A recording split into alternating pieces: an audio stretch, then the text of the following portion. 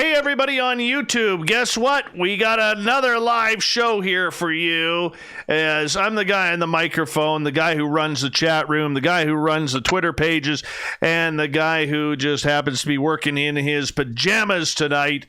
Yes, I'm Dave Scott, Spaced Out Radio guy here, and yeah, we got a show to do, and so we're going to do that show here live momentarily. Let's give a quick shout out to everybody who has joined us so far in the chat room, because you know we love you for it. Hey, Johnny in Kentucky, good to have you here. The beautiful, lovely, talented Kimberly is back. So is the attractive and awesome block chick breed. Farmer Robert, always a pleasure to see you in here. Susie Cutesy, you are looking smashing tonight. Jason Hotop, you are looking marvelous as well. Brett Lewis is here, everyone, which means we can officially start the show. Hey, Nucker, always a pleasure to have you here. Princess Denali, the official royalty of Spaced Out Radio, thanks for coming back in. The gorgeous and talented Becky Belling is here, everyone. The Spudger's here, man. Give him a big hello. Hey, Rob, how you doing? How's Brittany and Scoreboard Lounge? I hope you're feeling better, man. I hope you're healing up well. Please let us know. Lord of Land, always a pleasure. Chris Jarvis, thank you for coming on in. Always appreciate that. Nicole Sakic, who is looking absolutely stunning tonight in her pajamas, because I know she's in her pajamas. Ibarati, good to have you here from Singapore. Always appreciate the people from way, way far away from me coming on in. So thank you again for joining us. Barther L and the Third Nipple Crew is here, everyone. Yes, be forewarned. Be very, very forewarned. Agravane? I always screw up your name, man. I apologize. How are you? Randy Renee, good to see you here. Chris, thank you for coming on in. Opa de Greco, how you doing, brother? Good to have you here. Mr. Apnea, is this the real Dave and the real SOR? I think it is. The gorgeous and talented Manitoba Becky is here, everyone. Fapster, how's Grandma Rose? Stu Gerson's here, everybody. Right there, Stu Gerson. We love you here. Hey, Stop 5, welcome to our radio show for the first time in our chat room. We appreciate you taking the time. Good morning from the UK, Scott Parsons. How are you? Thanks for coming on in. What is your cat's name, Barther? I want to know. Maybe I don't, but I think I do. Boom, to Bama. Good to have you here, man. Let's see here. Steph Dickey, looking lovely and talented down in Florida.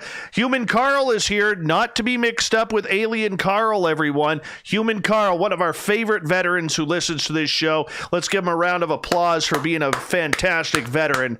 Thank you, Carl, for your service, and everybody who's a veteran in our chat room. We love you. Hey, Rich Hilke, thanks for coming on in. Dirty Filth, always a pleasure to have you here. Appreciate that. Who else we got here? Ross, how you doing? Neil, security guy, good to have you back. Let's see here. I think we're caught up. How you doing there, Malcolm? I'm very well indeed. All right. Well, it's good to have you here. And when we get going in a couple of minutes, we will take audience questions in hour 2 via the chat room. So I will ask the questions, Malcolm, and a Canadian guy. And so that way we can figure it on out. And you can answer them. Normally, hour 1 is where we kind of get warmed up. Hour 2 is where we kind of get into the good stuff. All right. I think we got a troll in here. Let's just remove the Jim Christie. Good to have you here. So let's go like this. Put the user in a timeout. There we go. And yeah. All right, so we're going to get started here on the one feed. We're about a minute and a half away from going, hey, Pharmacy, thanks for coming on in. And go from there. Yeah, we'll go from there. Let's just do this thing, shall we? We got 1 minute. Hey, TMI, good to have you here. You guys are going to love tonight's guest. Absolutely love him. I think Corrence, the booking guy, hit another home run with this one, everyone. Hi, Spookles the Cat, the best damn social media person in digital radio. There she is. We love her here. Hey, Kevin, how you doing, man? All right, let's start this up. All right. Mike L., good to see you. Thanks for coming on in. Remember, a great way to support what we do in this show is we have the super chat that is open. You can also give us a thumbs up, hit subscribe, or a thumbs down if you want. Hit the bell button, lets you know when we're about to start things off.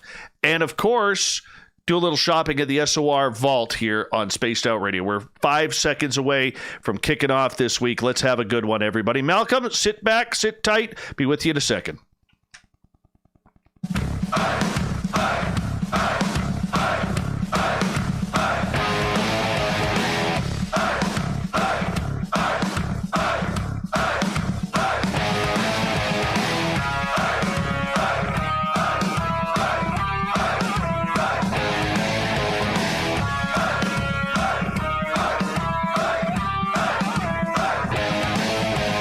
From the mountains of central British Columbia to you listening around the world, this, my friends, is Spaced Out Radio.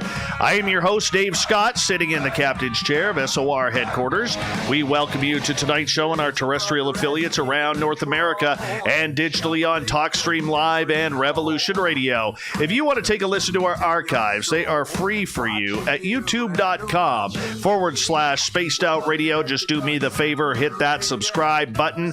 You can follow us on Twitter at Spaced Out Radio and on Instagram at Spaced Out Radio Show. Our website is spacedoutradio.com, where we have a plethora of features for you, including rocking out to Bumblefoot and reading up on Captain Shirk's SOR Newswire.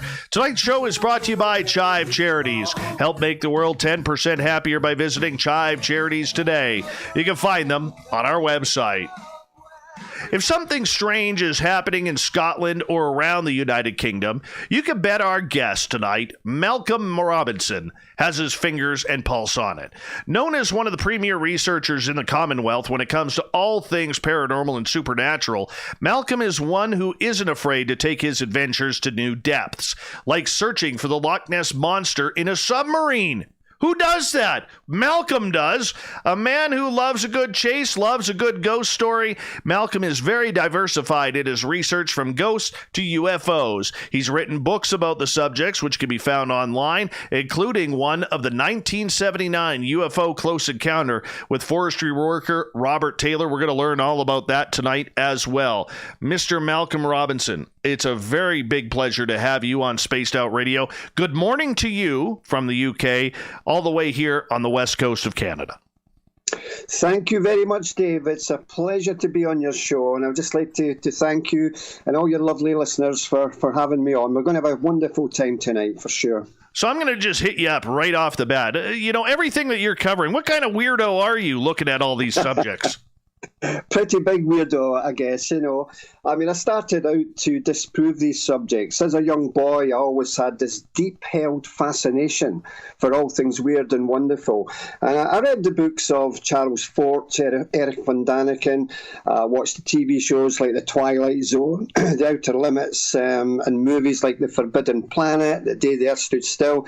But as a youngster, my parents took us to the ghost train, at these fairgrounds, and I was absolutely fascinated by these dark chambers and all these things falling about your face. And as I grew older, I just had this fascination for these weird things. That said, Dave, I still honestly believed at that time that there were no validity to claims pertaining to ghosts, poltergeists, UFOs. I truly thought that these things were just, they were just made up. There was no sense to them. How wrong was I? As my life progressed, as I did the research here in the UK and overseas, it soon became apparent that there is no smoke without fire. And some of the stories you're going to hear and your listeners are going to hear tonight is a lot of my research. It took me, that made me jump off that proverbial sceptical fence. And it's been a wonderful, wonderful journey. I can just imagine, and you're obviously someone who has a real passion and desire to find out the truth.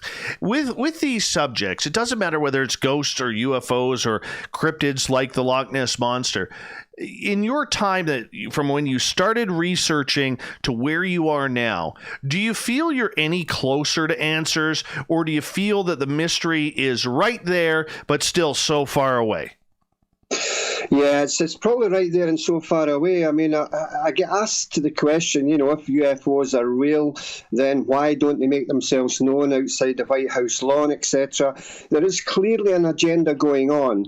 What I can safely say, and this is only my own personal opinion, Dave, is that I am absolutely convinced of life after death. And this is due to the fact of my own research, speaking to clinical physicians, doctors, nurses, and near-death experiences, out-of-body experiences. The evidence is overwhelming. Now, having said that, we have to be very, very careful because, yes, there is another side to that. It could be oxygen starvation to the brain, people hallucinating, and I'm well aware of all the other attributes that people say that could account for near-death experiences. But, I mean, the evidence worldwide is absolutely astonishing, and some of the tales and people I've spoke to has convinced me sincerely that there is another life for each and every one of us, that we will see our mothers, our fathers, our brothers and sisters. But like I say, people have to reach their own conclusions on that. It's okay reading books and stuff like that, but when you do the research and you find out these wonderful people with wonderful stories, I do believe in that. As far as the UFO situation goes, there's, again, no denying that we're dealing with a bona fide, real subject here, a global phenomena of immense proportions. But we have to bear in mind that 95% of all UFO reports can easily be explained away. We're only speaking about a small 5%. Now, out of that 5%, 3% could be our own black budget technology. The stealth aircraft, for instance, was flying in America for a good 6, 7, 8 years before the American Air Force said, that's ours. And that gave rise to many false UFO reports. The other 2% of that 5%, well, 1% of that could be a rare atmospheric phenomena, something akin to ball lightning. And the 1%, the fly in the ointment, if you like, is this bona fide true UFO phenomena of objects doing incredible maneuvers in the sky. And of course, that then goes on to UFO abductions. I have a couple of Scottish UFO abduction stories to tell your good self and your lovely listeners later on this evening. And all these stories combined have shown to me that, yes, we are dealing with a UFO phenomena. Of course, there's other researchers in Canada and America and Great Britain would say, rubbish, there's no such thing. It's a combination of, as I said, our own technology, misinterpretation, etc. And we have to bear that in mind. People say to me, Dave, that I'm an expert. I'll go on radio and TV. I'm not an expert. I know next to nothing about these subjects. I've been involved for over 40 years of my life, and I don't, class myself as an expert, just someone who is deeply fascinated by these wonderful subjects. And sometimes I wonder why, more people in the world don't look skywards and look inwards at these wonderful subjects, but each to their own, I guess. Malcolm, have you ever had an experience on your own that led you down this, or was it just the thrill of the chase? Well, it started off as a thrill of the chase for sure, and then as we progressed, I've had my own UFO experiences, my own ghostly experiences, so many, and I'm quite happy to tell you quite a few just now.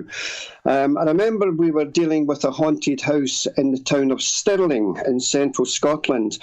And this lady had terrible problems with poltergeist manifestations, things falling off the wall. She was being pushed downstairs, etc.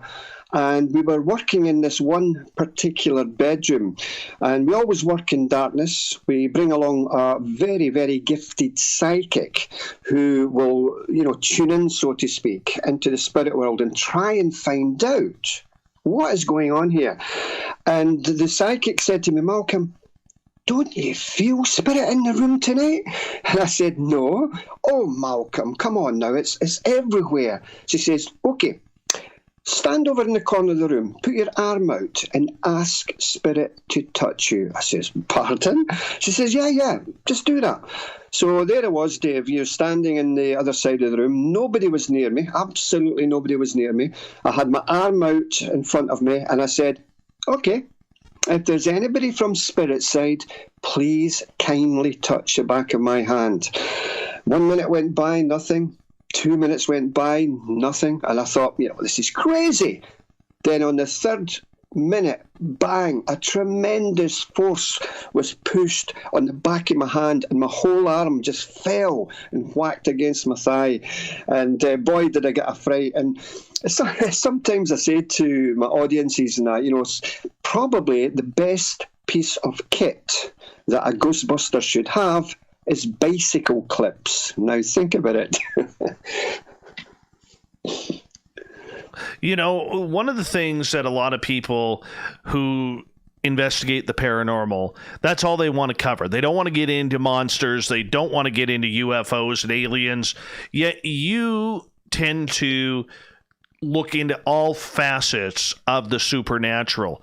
Have you, like many investigators, figured out that there is, or there seems to be, a correlation between all of these phenomena together? Well, it's a good question, that, Dave, because we dealt with a case in the town of Devon in England where not only were UFOs being sighted above the participant's house, the witness's house, but they also had ghosts. Victorian young girls appeared in the room. And on one and it sounds totally bizarre, it really does, but on one occasion, the lady woke up and she saw one side of the bedroom was a small grey creature, which we know that are associated with these low-level, close proximity UFO sightings.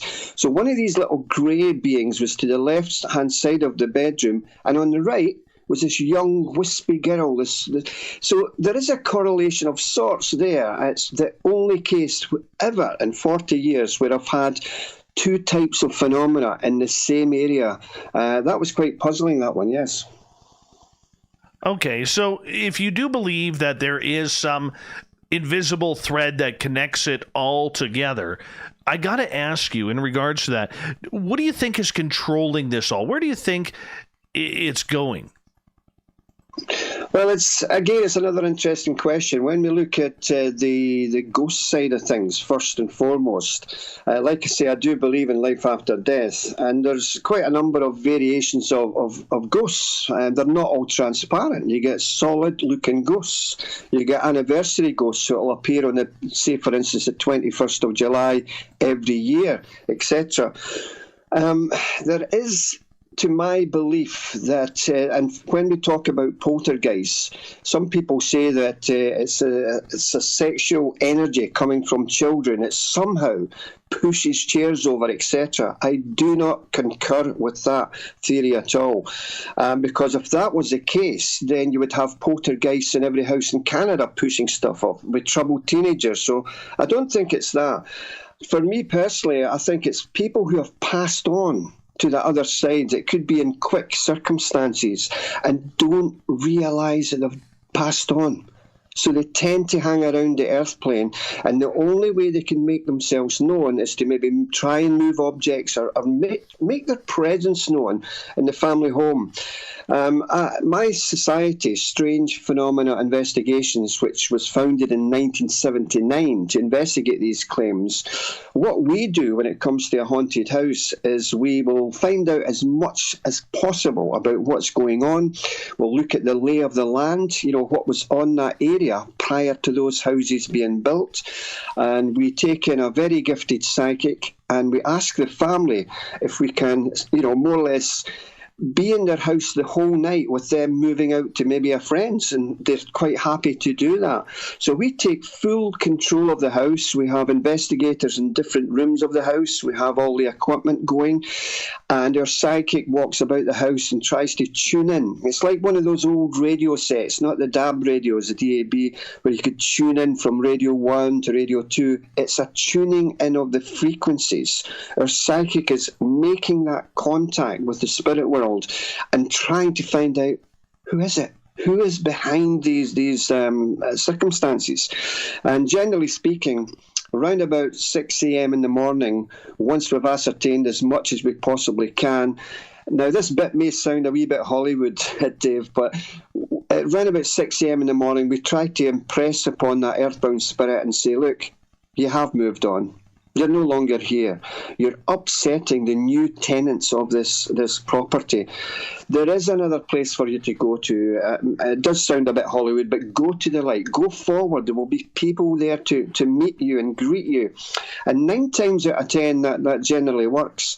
I remember when I was growing up in Scotland, Dave, my father said to me, son, I see you're getting really interested in all this, right? Okay, I'm going to tell you a story about your granny, my mother. I went, yeah, okay. So, yeah, what happened?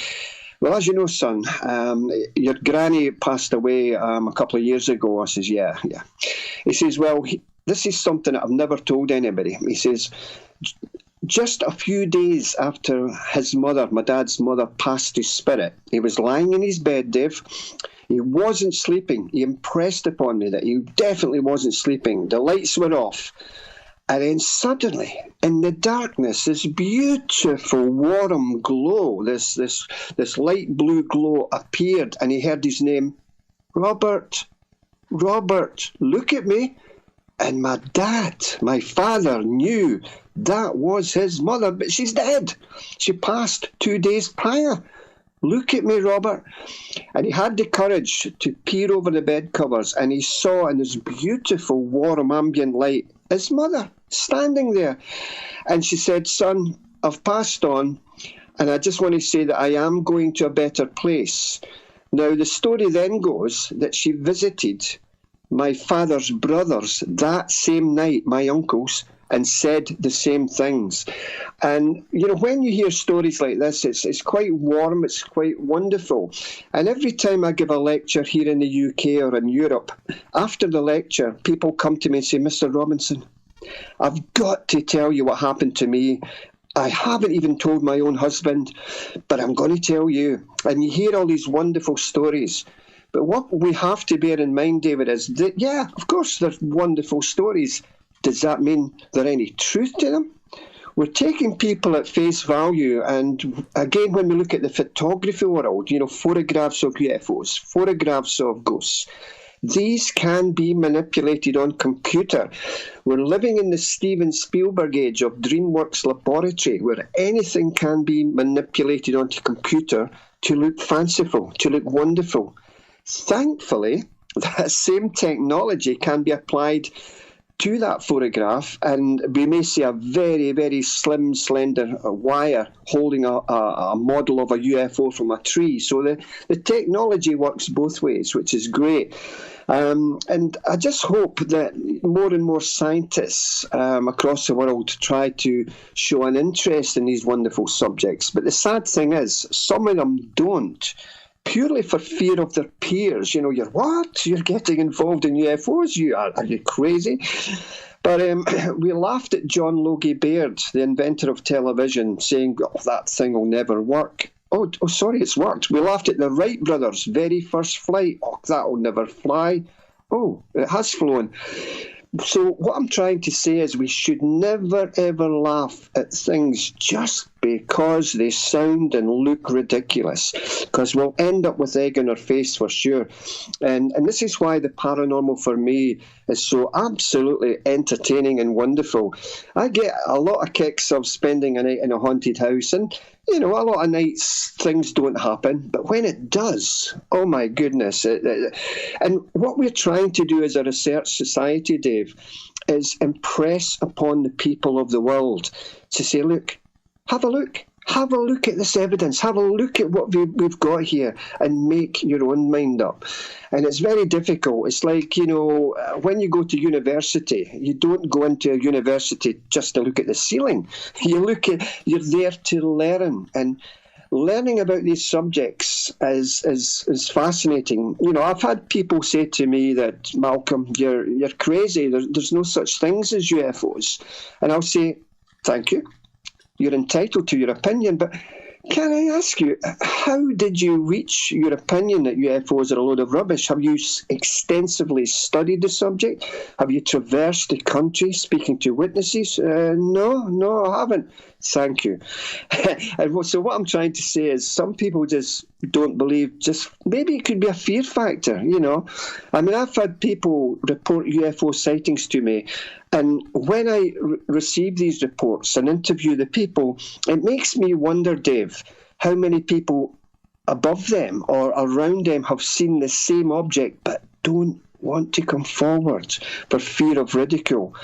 As a research society, what we do, we obviously, first and foremost, with any given UFO sighting, will notify the police to see if perhaps any members of the public have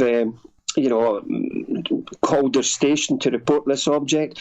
We'll speak with the airports, the local, the national airports, the provincial airports.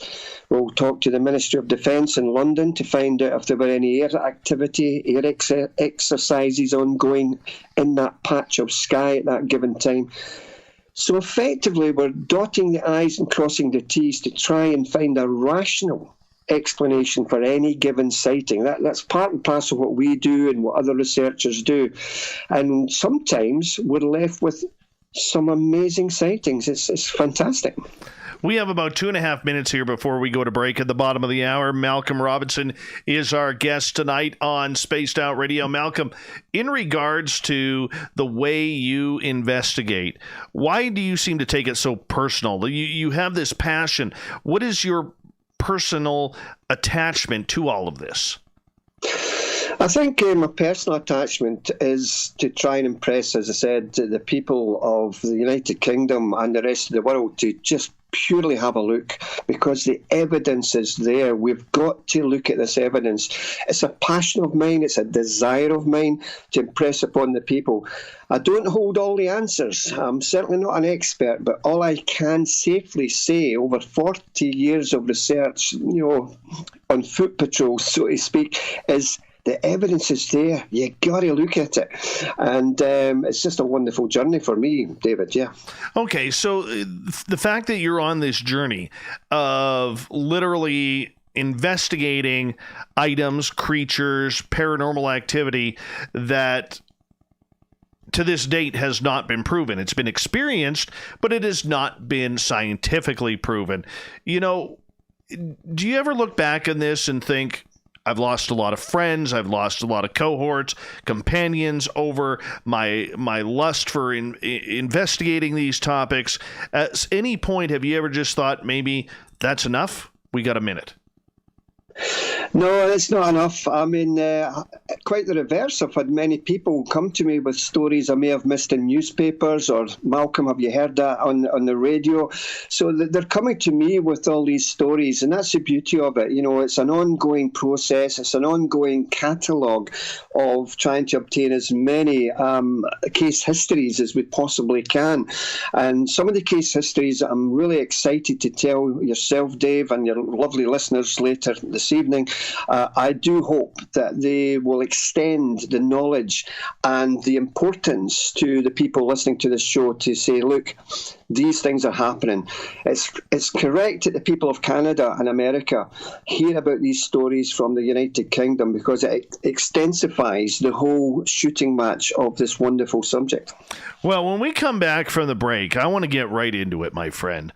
I want to get into the Loch Ness Monster, because you were one of the very few people who's actually taken a submarine into the loch to try and find Nessie. And we're going to start right off the bat with Loch Ness Monster Talk with author, researcher, and all-round good guy, Malcolm Robinson, on Spaced Out Radio next.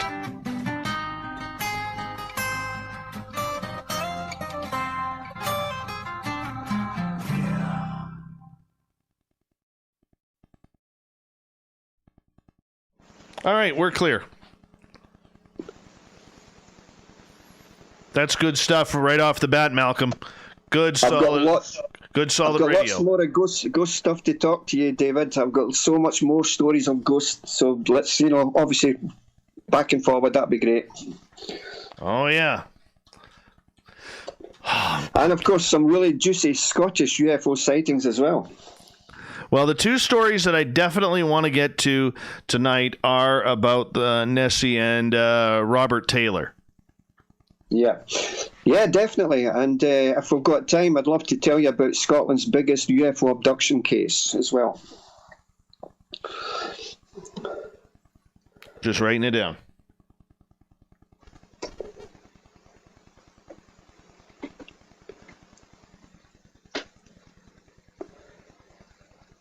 And, of course, my own sightings as well, of course. We'll get into it. We got lots of time here.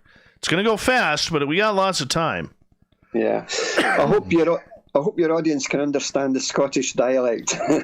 Oh, they're doing all right. The big question everybody wants to know is if you're naked under your kilt.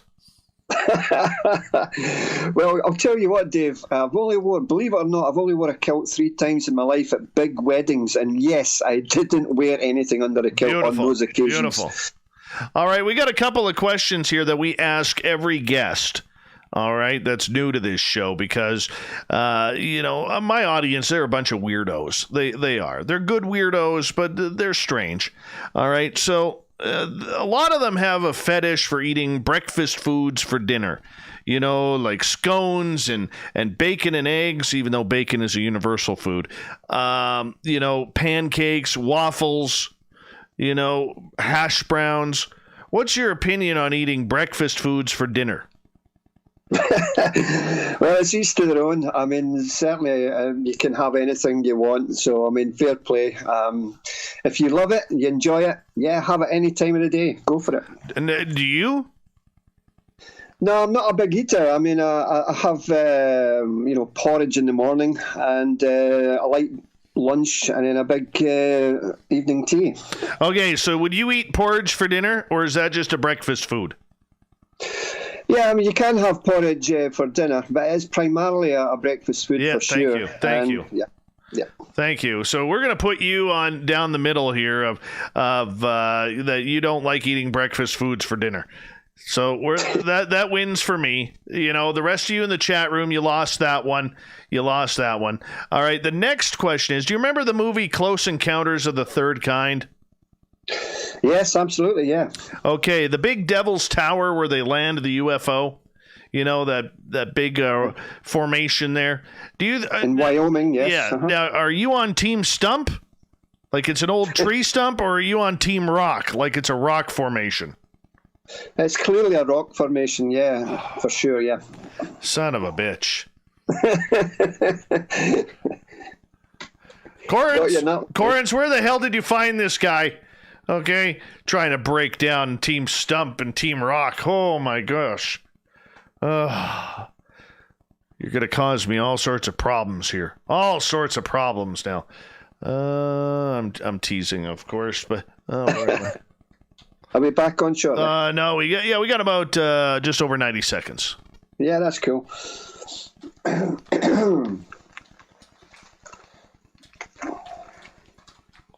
I'd love to lecture in Canada one of these days. I'm the first Scotsman to lecture in America, but I'd love to do Canada as well.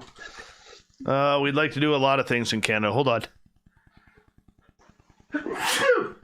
One more. Excuse me. Bless you. Thank you. Thank you. And let's see here. Where are we here? We got about 1 minute. 1 minute. Yeah, I mean, I guess I could start by saying how I got involved and interested in Nessie, and work up from there. Talk about the UFO sightings over Loch Ness, a trip in the submarine, and the time when Steven Spielberg wanted to help me find Nessie. So there's quite a few bits and pieces that we can talk about in the Nessie story. Yeah, we are running with it. The next segment is completely dedicated to Nessie. And of course, our research at Loch Morar, which is another Scottish loch, which allegedly has another monster as well called Morag, Nessie's cousin. Oh, son of a gun. How many monsters you got over there? Quite a few. Oh my goodness. All right, we're just 20 seconds away. A good way to support what we do on this show is by asking you, give us a thumbs up or down, whatever you feel we deserve. Also, the super chat is open, and a great way to support what we do on this show is by shopping at the SOR Vault on our website. So check it on out. Here we go.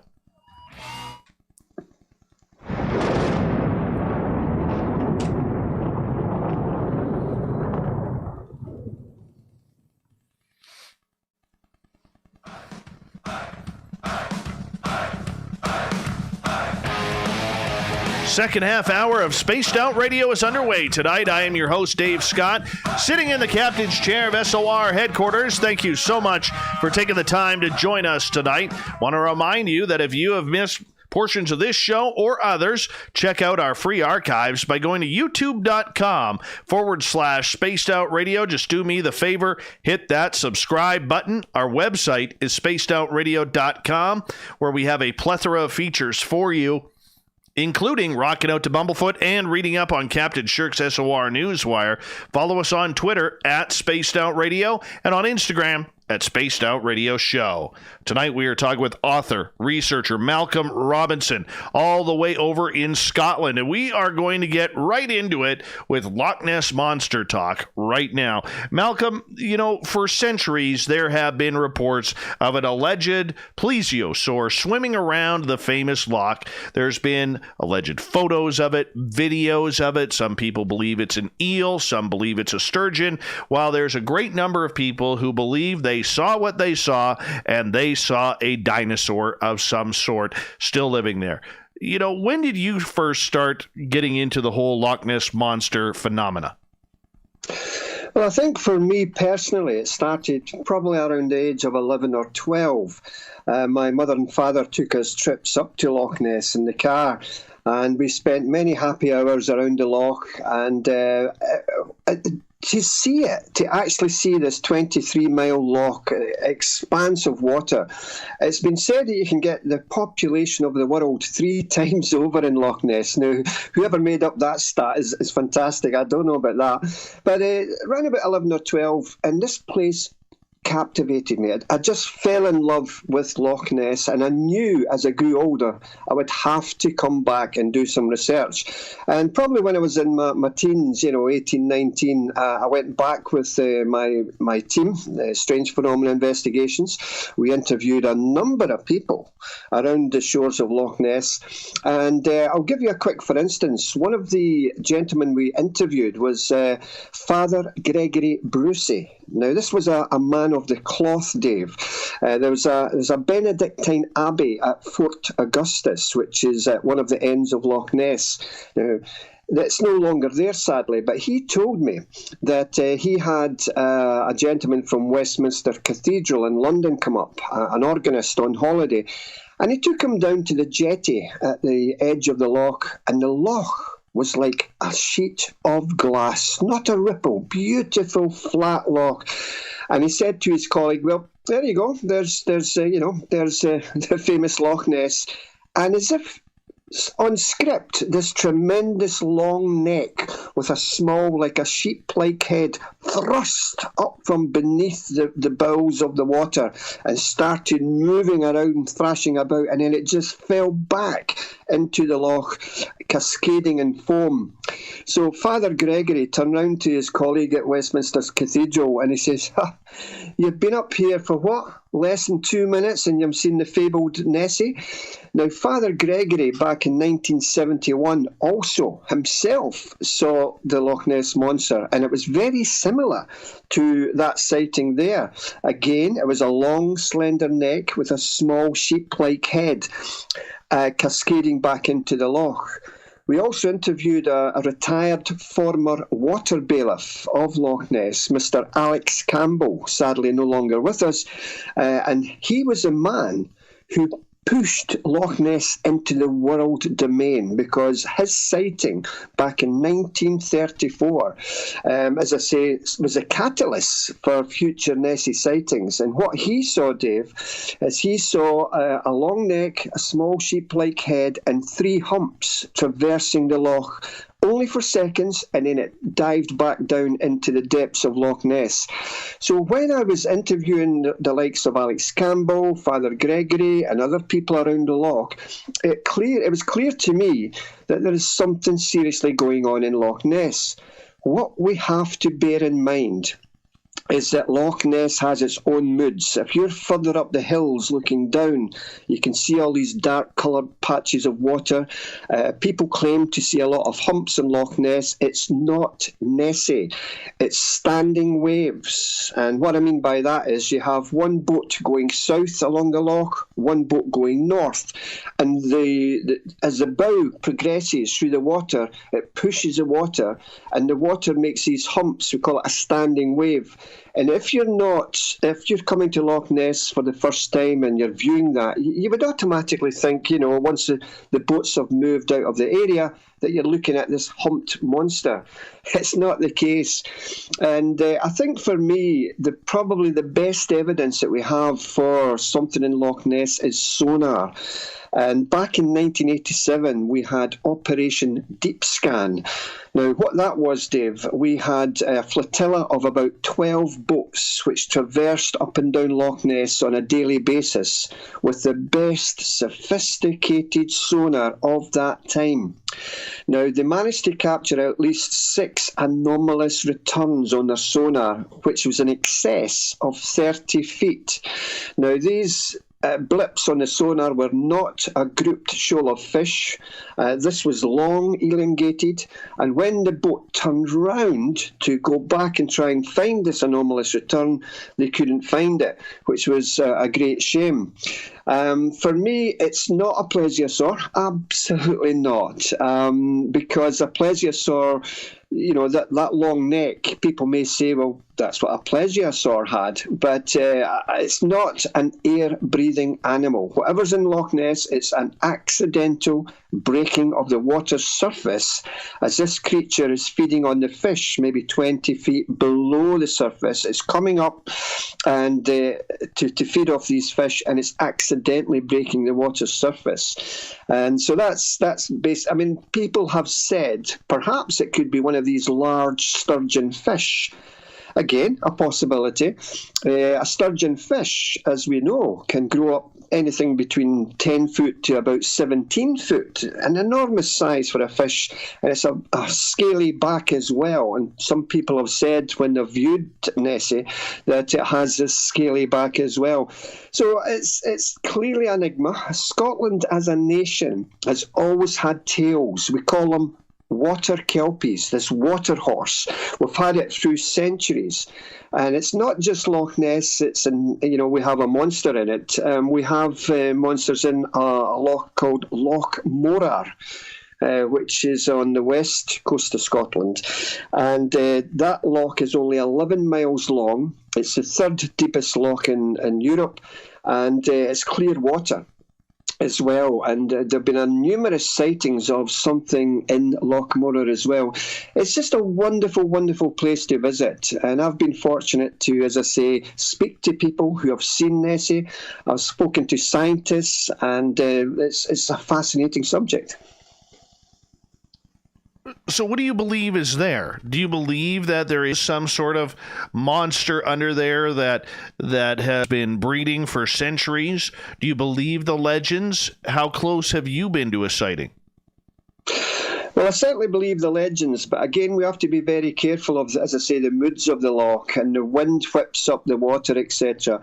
I think it's probably a large eel.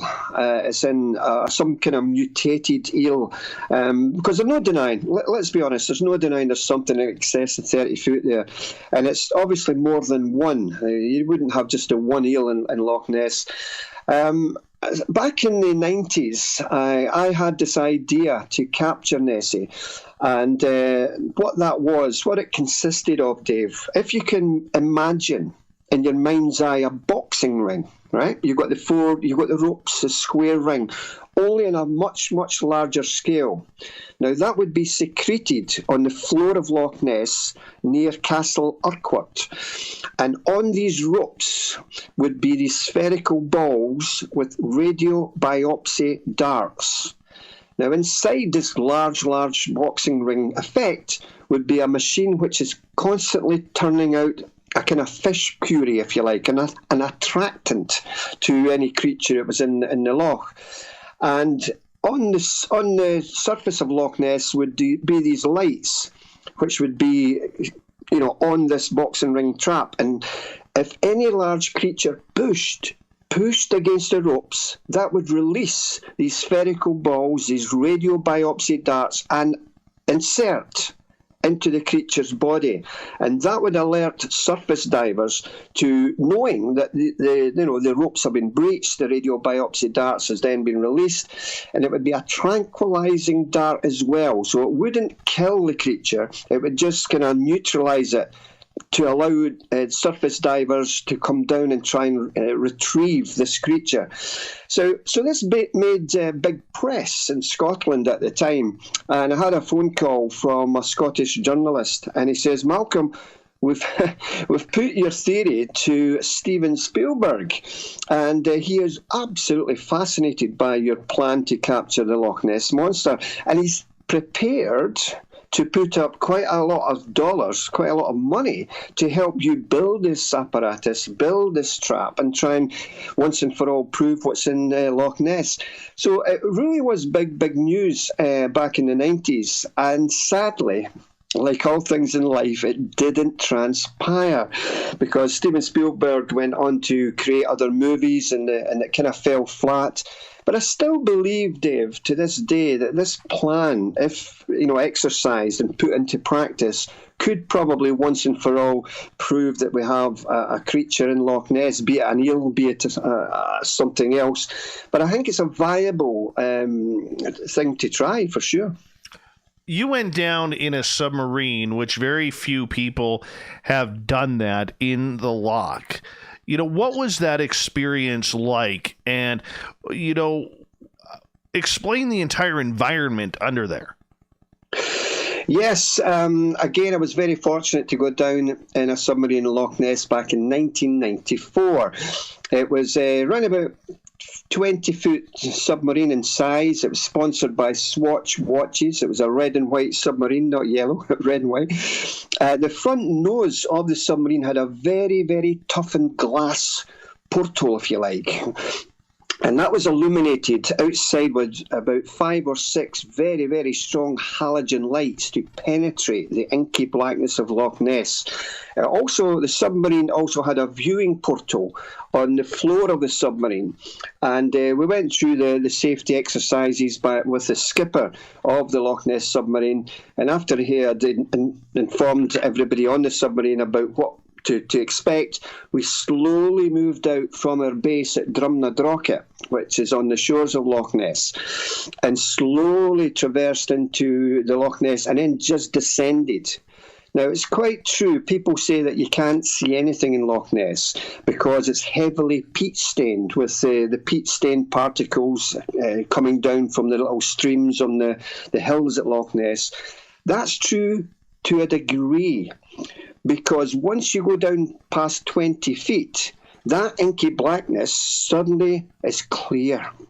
And we went down to a depth of around about 600-700 foot, and we went to the floor of Loch Ness, and it's a sandy silt floor with white rocks jutting out of it. And in point of fact, you'll find this video that I took. I shot a video inside the submarine and through this portal, looking down into the sandy silt floor. It's on YouTube somewhere. And it was just a great experience. Now, it's a very, very confined submarine. If you were claustrophobic, my God, you wouldn't like this at all, And suddenly, as we were traversing slowly along the loch floor, there were hardly any signs of water vegetation or anything like that. Bang! It just fell away. It was a massive, big chasm. And I said to the skipper of the submarine, "Can we go down there?" we got to go down there, surely. He says, no, we've got to stick to an allotted course.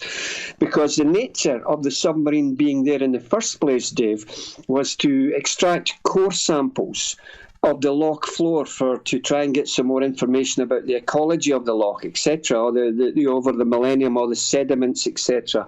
And it was just a wonderful experience. Now, I'm sure your listeners are waiting for me to say, did I see Nessie?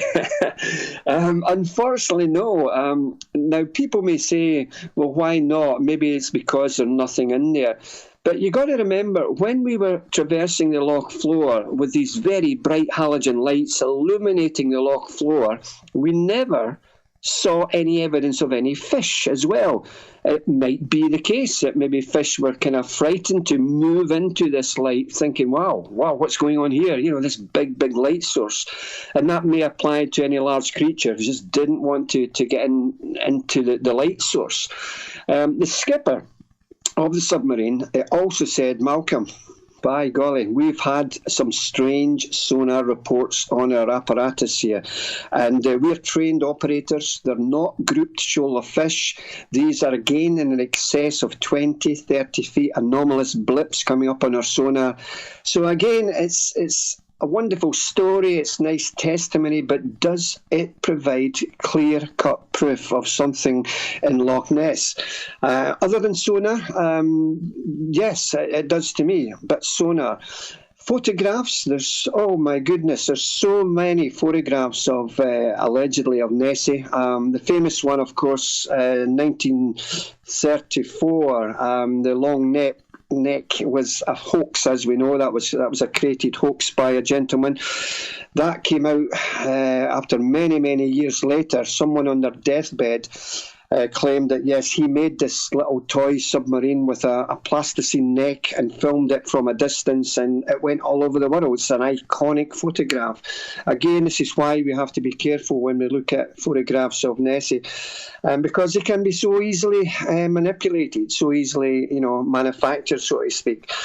But yes, I do believe there's something there. It probably is some large mutated deal.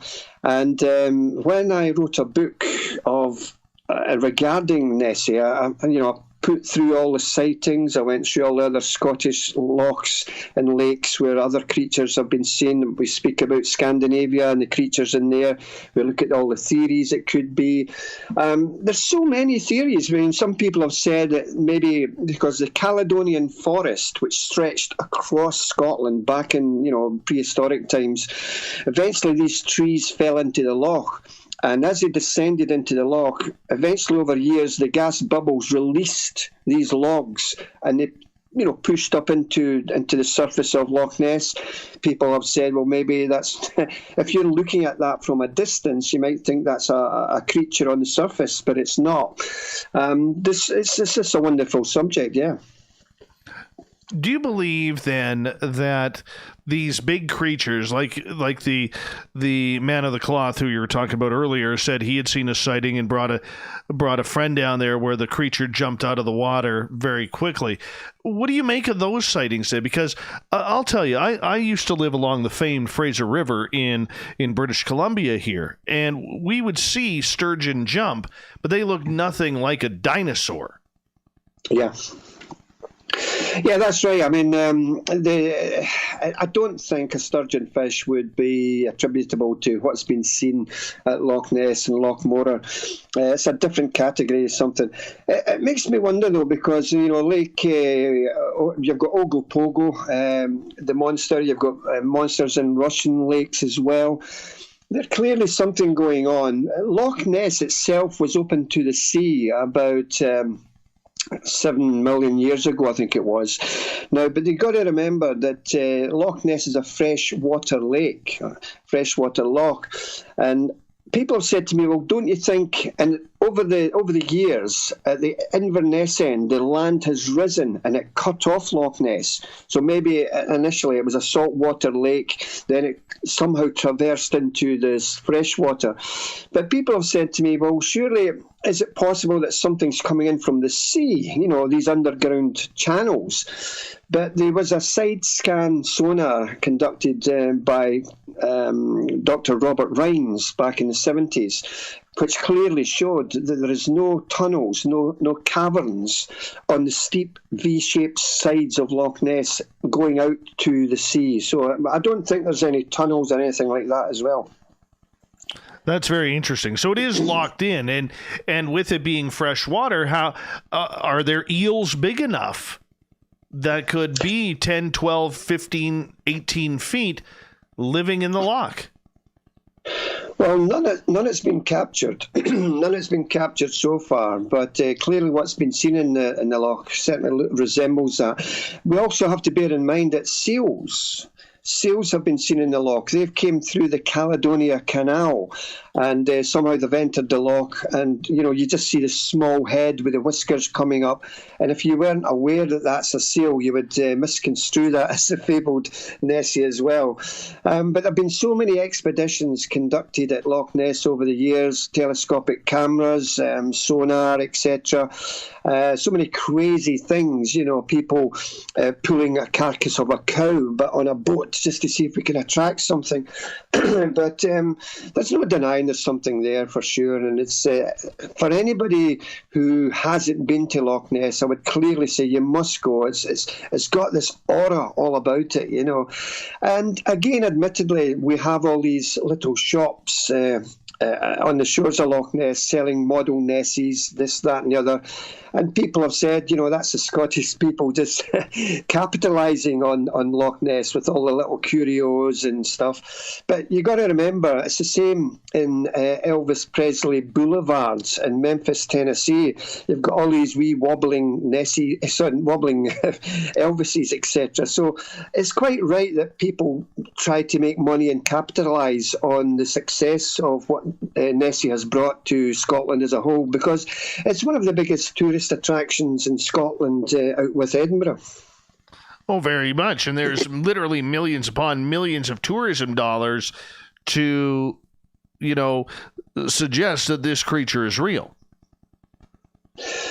Yeah, for sure. But again, the bottom line is we have to have some definitive proof, because at the end of the day, we have to have some definitive proof that something unusual is in Loch Ness. And we've got to remember, this has been going on for centuries, Dave. It's not just a 100, 200-year phenomena. It's been going on for centuries. And still nobody has come up with any satisfactory explanation as to account for what's going on.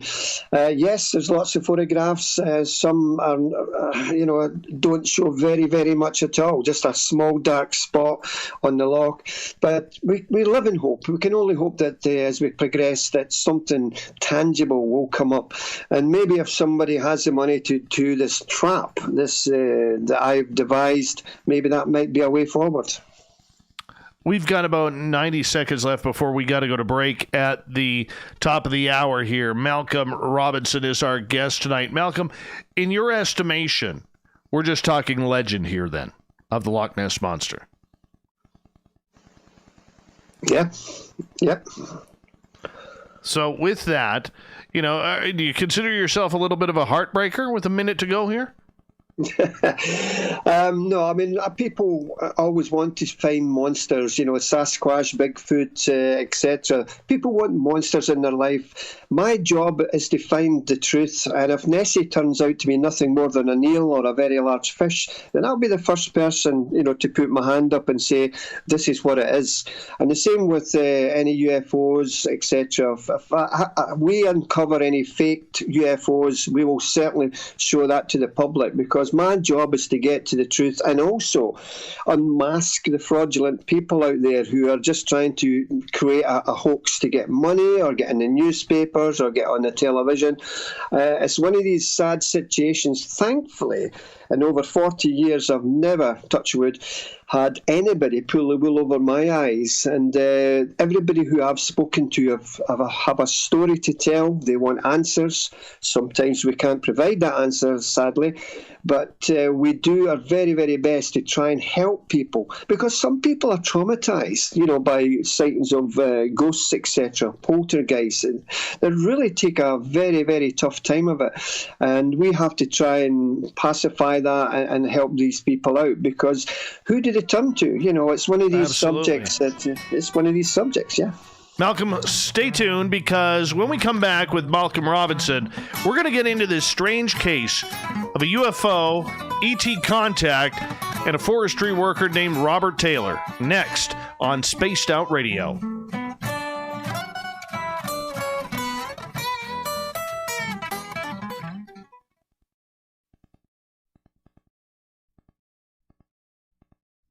All right, I'm going to quickly run my dogs out. I'll be right back, okay, my friend? Okay, Dave, no problem. Okay, sit tight. Pick up. All you have to do is head over to our website and click on the SOR Vault. You have a variety of cool logos to choose from and put them on anything you want. T-shirts, hoodies, hats, coffee mugs, you name it, we can get it to you. So do your shopping by supporting the story you love. Get your Spaced Out Radio swag at the SOR Vault today. Paranormal Radio app from TalkStream Live. You'll find a great selection of talk shows covering UFOs, ghosts, strange phenomena, and much more. Download the Paranormal Radio app now and start listening to the very best in paranormal talk entertainment, including the network you're listening to right now. The Paranormal Radio app, free in Google Play and the iOS App Store. Hi, this is Amber Beckrud, and I want to invite you to subscribe to our YouTube channel, where we store all of the SOR show archives for free. And as an added bonus, every 2 weeks I'm posting brand new content on Cryptid Tales, where I will get into some of the spookier legends and folklore from around the world and tell the stories that go with them. Find us at youtube.com/spacedoutradio and check out Cryptid Tales today. Drop a comment and let me know what you want to hear. See you there. We all know on Spaced Out Radio we love a good beard and mustache, so why not take care of your facial hair with Mighty Moose Beard Oil? Made in Canada, we're taking care of beards and stashes around the world. We use 100% natural ingredients with our oils and balms to make your whiskers feel silky smooth. Use promo code SOR2019 at mightymoosebeard.com today.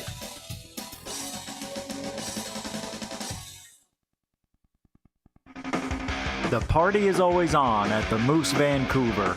The Moose Vancouver is where you want to be when visiting Canada's West Coast. Open until 2 a.m. nightly, the Moose cranks up the rock while serving some of the best rated food in the city. The menu starts at $6.95. Why party anywhere else in Vancouver when the Moose is right there? Get your horns up and rock with the Moose, the official party bar of Spaced Out Radio. I'm feeling a little spicy tonight. What to do? What to do? Why not get Bumblefuck? 4 million Scoville units of pure hard rock. Bumblefoot hot sauces come in 3 flavors. The burning Bumble. Tone it down a bit with Bumblicious and throw the sauce on everything. Spicing up. Bumble me, baby. Bumblefoot hot sauce. Get it today at kajans.com. Hi there, this is the paranormal lawyer Michael W. Hall. I'd like to invite you to listen in each Sunday night, where we're going to open up your eyes to everything strange and paranormal. I will be hosting some great guests with topics that affect us all, such as UFOs, ghosts, and everything paranormal. Let's learn together on Spaced Out Radio Sunday with myself, Michael W. Hall, the paranormal lawyer at spacedoutradio.com. Hey, space travelers, this is John Resig, founder of the Chive and Chive Charities. If you know anything about our website, you know we like to do things a little differently. We're not some faceless organization collecting money for a nebulous cause. Our donor dollars go directly toward life-improving items. Then we give those items directly to an underdog who needs it most. To become a donor with Spaced Out Radio's official charity, Chive Charities, just go to chivecharities.org/donate. We are scouring the world for the most intriguing stories of your day. Take the time to read up on the SOR Newswire, where our team, led by Captain Shirk, will deliver to you some of the best paranormal and supernatural news, along with some stories that will blow your mind.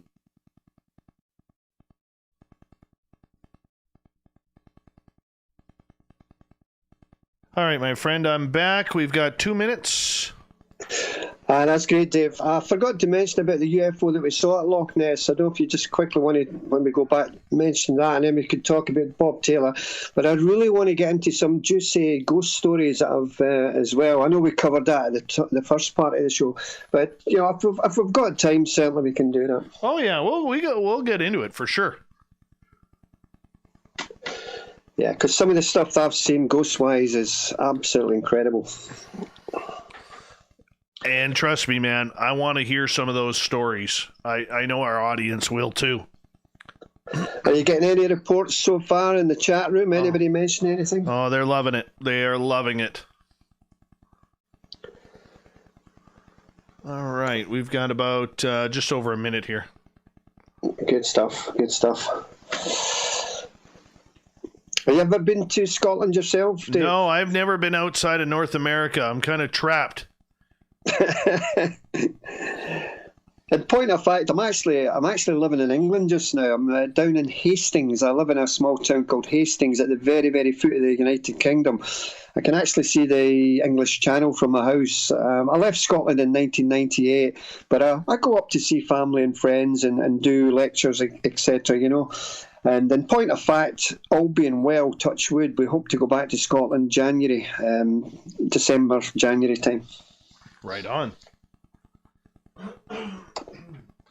All right, everyone, this is a quick reminder that great way to support what we do on this show is to hit that thumbs up or down. Make sure you hit that subscribe button, ring that bell. The super chat is open for all of you if you want to support us that way as well. Do a little shopping on our website at the SOR Vault. We want to make sure that you guys get some swag and get our name out there as well. Don't forget to share the show. Here we go, guys, with hour 2. You're listening to Spaced Out Radio with Dave Scott. Follow Dave on Twitter at Spaced Out Radio and on Facebook, Spaced Out Radio Show. Here we go with hour number 2 of Spaced Out Radio tonight. I'm your host, Dave Scott. Thank you so much for taking the time to join us tonight. We welcome back everyone listening in on our terrestrial affiliates around North America and digitally on TalkStream Live and Revolution Radio. All of our archives are free for you at youtube.com/Spaced Out Radio. Just do me the favor, hit that subscribe button. The Desert Clam has set the password for tonight in the SOR Space Travelers Club. Paralipomenon. Paralipomenon is your password. Use it wisely, space travelers, as the Clam sets the password each and every night right here on Spaced Out Radio. Our website is spacedoutradio.com, where we have a plethora of features for you, including rocking out to Bumblefoot and reading up on Captain Shirk's SOR Newswire. Follow us on Twitter at Spaced Out Radio and on Instagram at Spaced Out Radio Show. Tonight we are talking with author and researcher Malcolm Robinson. And if you missed the last half hour, we were talking about the Loch Ness Monster, where he actually went down in a submarine looking for this creature. Now they found nothing. That's all we could expect, is nothing. But the fact is, it happened. And what it is, it's still a mystery to this day. And we're going to get into some more UFO type stuff now with Malcolm. Malcolm, welcome back. Thank you. Nice to be back. Now, before we get into your famous story and book about Robert Taylor, you actually had a UFO sighting at the loch. Yeah, that's correct, Dave. Again, back in the 90s, we were doing some research at Loch Ness, speaking to people. And at the end of the evening, we sat down sharing a campfire on the shores of Loch Ness at a small place called Invermoriston. It was a lovely, lovely night, a star-spangled, sparkling myriad of stars in the dark night sky, and we were just talking about Nessie. There were Canadians, funnily enough. Canadians were with us, Americans, some Swedish people, and then suddenly this lady screamed out, "What on earth is that?" And we all looked across the loch, at the other side of the loch, these big hills, and there was this tremendous ball of white light which was bouncing up and down above this hill. And I knew straight away that this wasn't a conventional helicopter or an aircraft of any description. The erratic manoeuvre was incredible.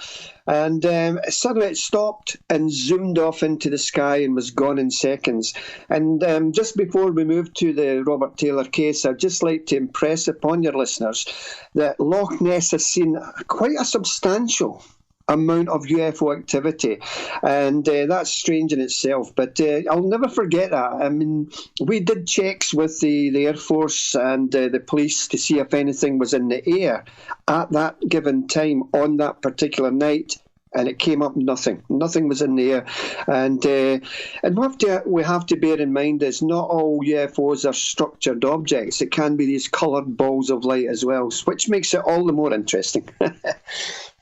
No kidding. Wow. That's just absolutely amazing that you had that sighting. Now, have you seen something like that before? Well, I remember when I was a young boy, maybe about 9 or 10, I was playing football in a field next to a school, and it was a warm summer's day, and then some of the chaps who were playing football stopped and looked up into the sky and said, "What's that?"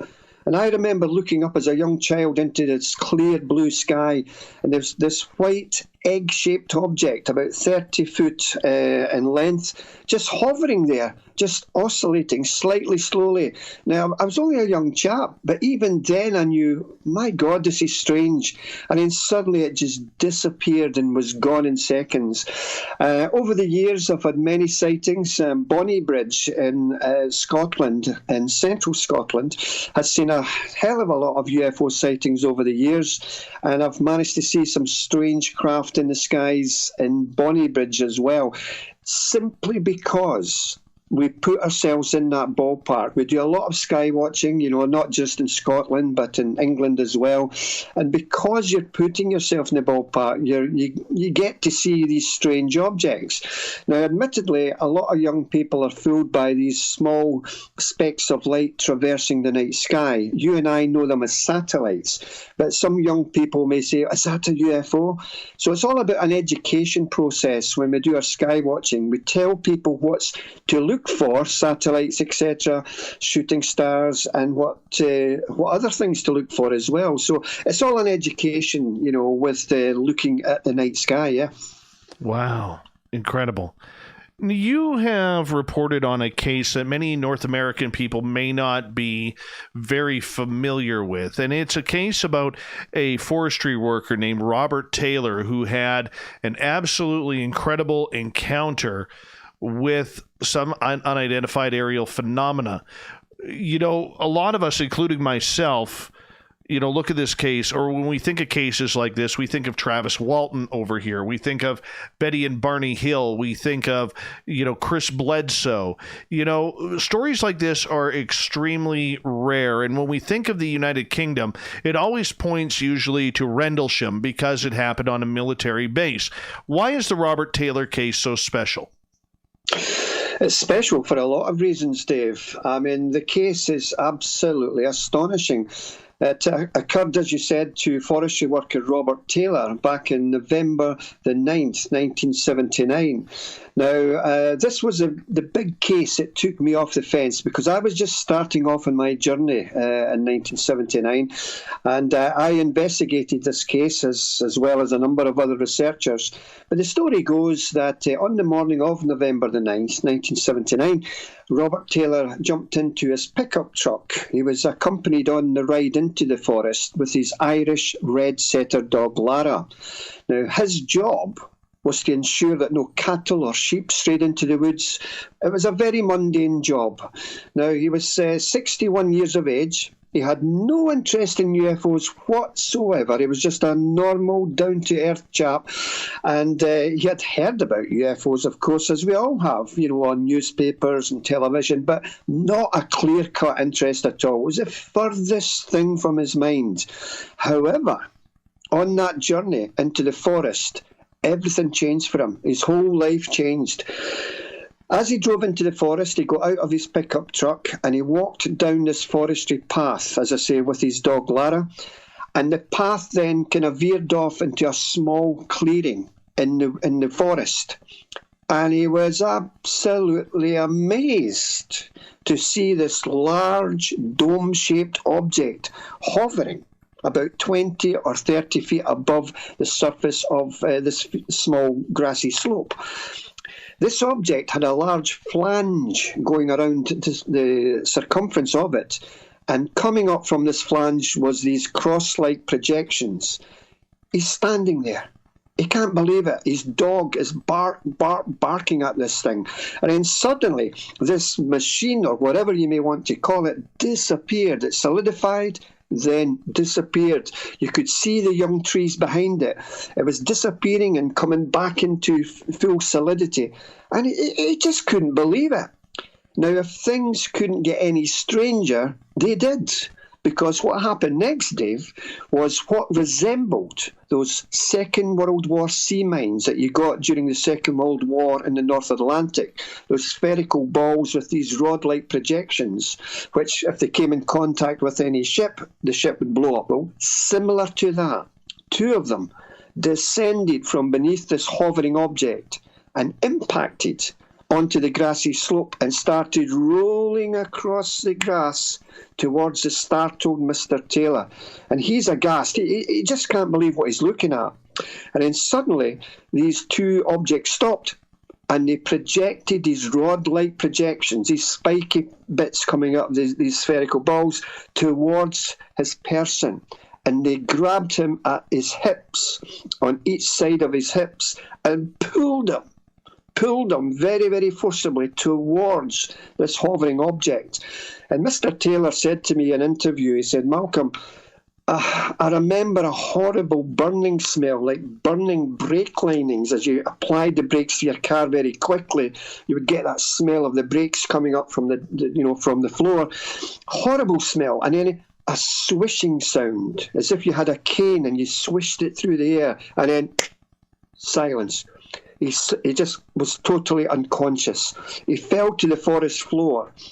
Now, we're not entirely sure how long he was unconscious for, but when he regained consciousness, he looked. The larger object was gone, the smaller objects were gone, and there were only over 40 holes and impressions in the grass, both triangular and circular indentations in the grass.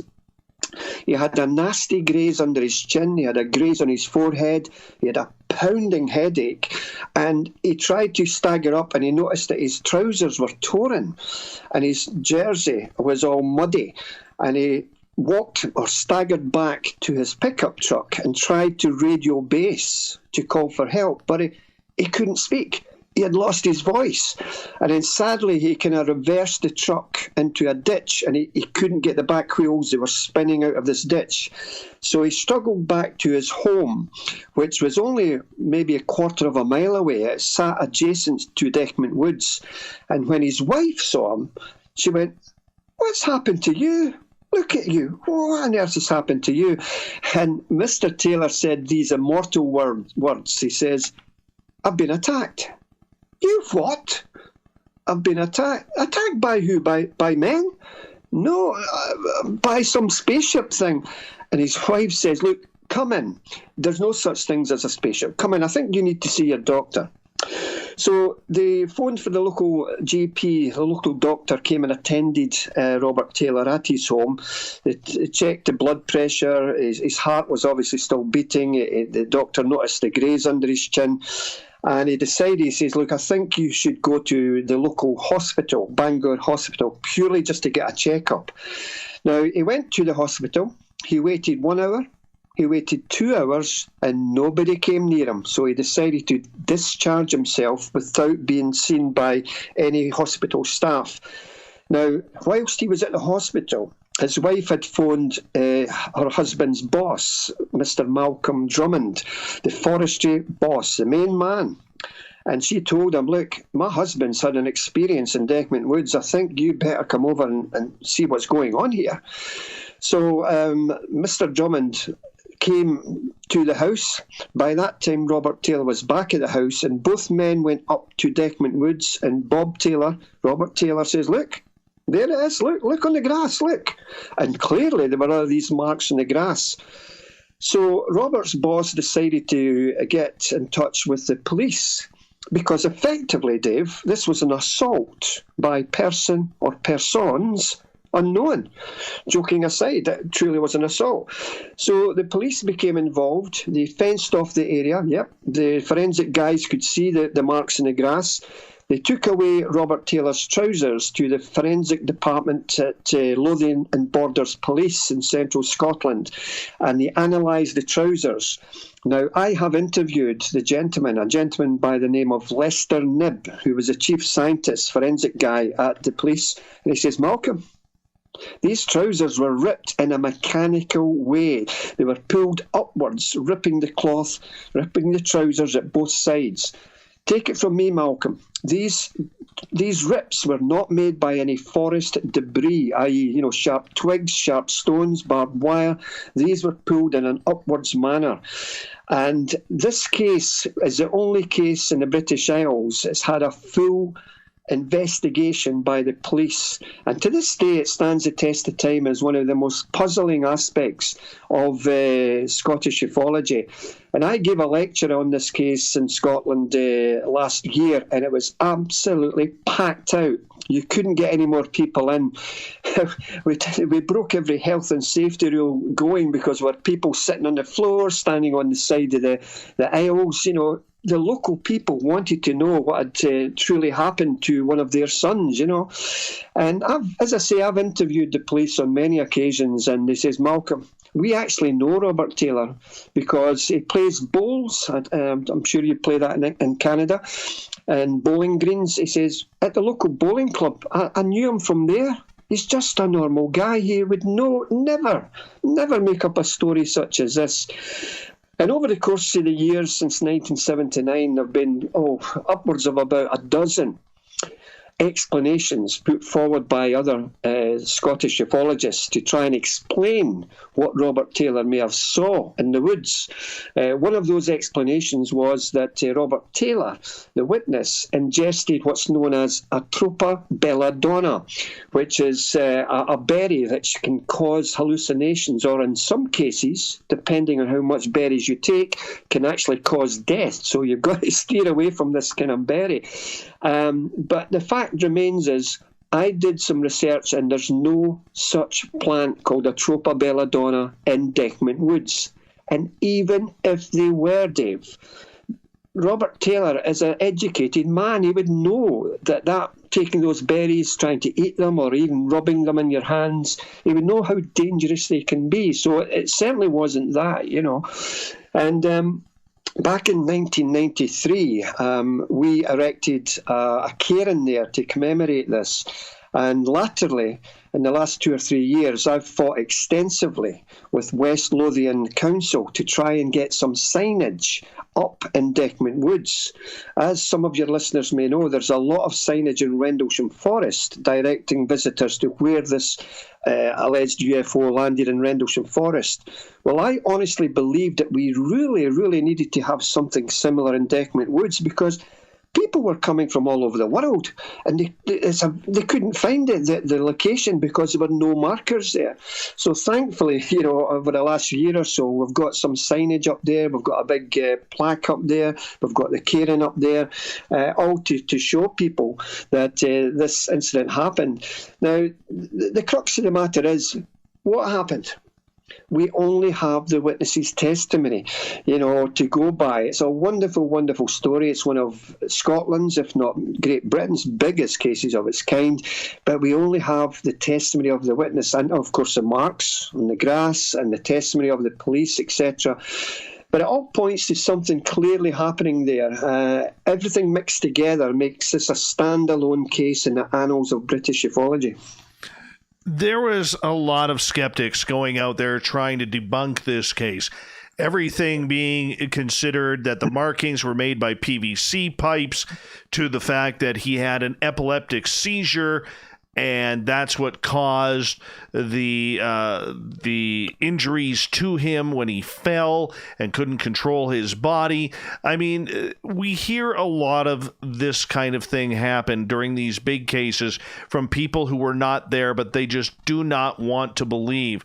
Why are you so profoundly speaking that this case is an actual UFO event comparatively to what a lot of these skeptics have claimed about it? Yeah, well, first and foremost, we have to accept the fact that we do need to listen to skeptics. We do need to look at the other side of the coin. It would be remiss of me and my colleagues to just willy-nilly believe everything is a bona fide UFO. You mentioned about the pipes. We checked with the water board to see if there were any pipes that may have lain on that patch of grass at that time. Now, admittedly, the water board were conducting work in Dechmont Woods, but not at that location. And because you have also track light marks as well. So skeptics have said, well, maybe that was some form of machinery, these caterpillar tracks, and it was left there. So myself and the police checked with West Lothian Council, where they do all the diggers and all the plant machinery, etc. And none of these tracks matched, from these devices, these machines, matched what was in the forest floor. They're totally different. So it certainly wasn't that. But to answer your question as to why I believe that it is a bona fide UFO, simply because of the characteristics of the actual object itself, the witness himself, the police investigation, all for me shows that something real happened there. And what we also have to bear in mind is the aspects of this large dome-shaped object as it blended in with the young trees in the background, solidified and desolidified. That is consistent with numerous similar cases worldwide of where some of these objects just blend and disappear and come back into reality again. And we may ask ourselves, and I should mention that on that eventful morning, other people saw that object from various other locations. So it's a backup testimony as well, Dave. It's a backup testimony from people not related from a radius of around about 5 or 6 miles from Dechmont Woods who saw an object descend into the woods. So it clearly, I've looked at the possibility it may have been a remotely piloted vehicle from the army, from the military. They didn't confirm that. We asked the question, but would they confirm it? If it was a military exercise ongoing in Dechmont Woods, then surely they would have informed the local police, the local authorities that, hey, we're doing this exercise with these remote-controlled vehicles. They've got to tell somebody, surely. So as a researcher myself, it's all about dotting the I's, crossing the T's. What could answer this? What could answer this? And I firmly believe, from being an ardent skeptic when I started, that we, i.e. mankind, are dealing with some form of non-human intelligence. It's always been with us. We have this famous Scottish abduction case, which I hope you would allow me to tell next. So we have all these aspects, and I'm convinced of the sincerity of people. People can lie. Police officers can lie. Men of the cloth can lie. We know that. But at the end of the day, Great Britain, as well as the rest of the world, is dealing with a bona fide UFO phenomena of craft, which is unbelievable. And the characteristics and the speed and the manoeuvres and what's going on, it's incredible. Malcolm Robinson is our guest tonight on Spaced Out Radio. Malcolm, with this report that Robert had, he is now deceased, but, did he ever have any follow-up contact with these UFOs or the whatever species it was that was trying to explore him? Sadly not. You're correct. Sadly, he died some years ago there. But I did often ask him that. I said, Bob, have you had any further visits, before you retired from the forestry department? He says, no. He says, I haven't. He says, I've had strange dreams, but I don't know if it's just strange dreams. We also asked him if he had any marks on his body, which, as abductees will know, is very consistent with abduction stories. He was hypnotically regressed, unfortunately, not by a professional hypnotherapist. He was regressed by a stage hypnotherapist. hypnosis, and I wasn't privy to that, so I was really annoyed at that. And all we could ascertain from that hypnosis was up until Bob lost consciousness, there was this black void. There was no penetrating this black void if there were another story beyond that black void. But clearly he remembers under hypnosis the whole day, the whole events, And I've spoken to some of his colleagues, his workmates, and he says, Malcolm, he was an honest man. He would never dream of making up this story. He was embarrassed by the story coming out in the newspapers. He was embarrassed by the television thing. So he didn't really want the attention. Right. Malcolm, I'm going to get you to hold on right there because we're going to get into other UFO stories. We're going to get into some ghost stories. Lots to cover with Malcolm Robinson. UFOs in the UK, the Loch Ness Monster. How haunted is Scotland and the entire Commonwealth? More on Spaced Out Radio after this.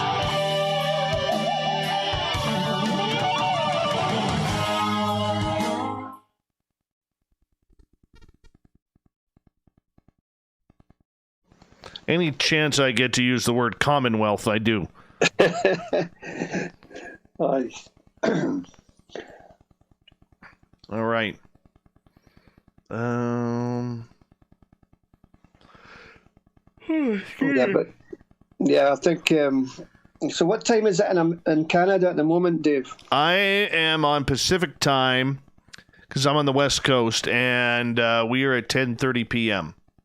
Oh, okay. Yes. Good stuff. I've been. And what time do we close the show? Because I can speak forever. I really can. You and me have 1 hour left together. I told you this would fly by. Oh, that's great. It's fantastic. I'm enjoying it. Good. Yeah, I mean, I'm sure you're aware that I wrote a book about the Dechmont case, yeah? Yes. Okay. And that contains all the various theories. There was another researcher claimed he saw the planet Venus. He saw black ball lightning, etc.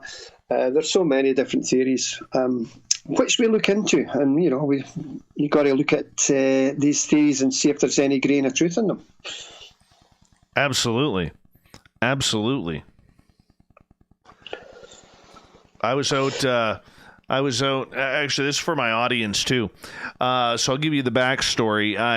There's an area out here where I live. I live right in the middle, on top of the mountains here in central British Columbia. And we were in an area a few weeks ago, or a couple years ago, where we actually have what we felt was Sasquatch talking to us. And we didn't get it on tape, unfortunately. But I set up about 4 weeks ago. I set up a gifting site at this area, and kind of put it in a little bit of a hidden area where people don't normally walk. And there's one way entrance in and one entrance out to this area. And it's probably from where we are right now. It's probably 35 kilometers southwest of where I am. And that's right in the middle of the forest. Long story short, my friend Mark, his daughter put a nickel, a worn-out 1960s nickel, on this fallen tree that was rotting away. Just kind of laid it on an area there, and they photographed it.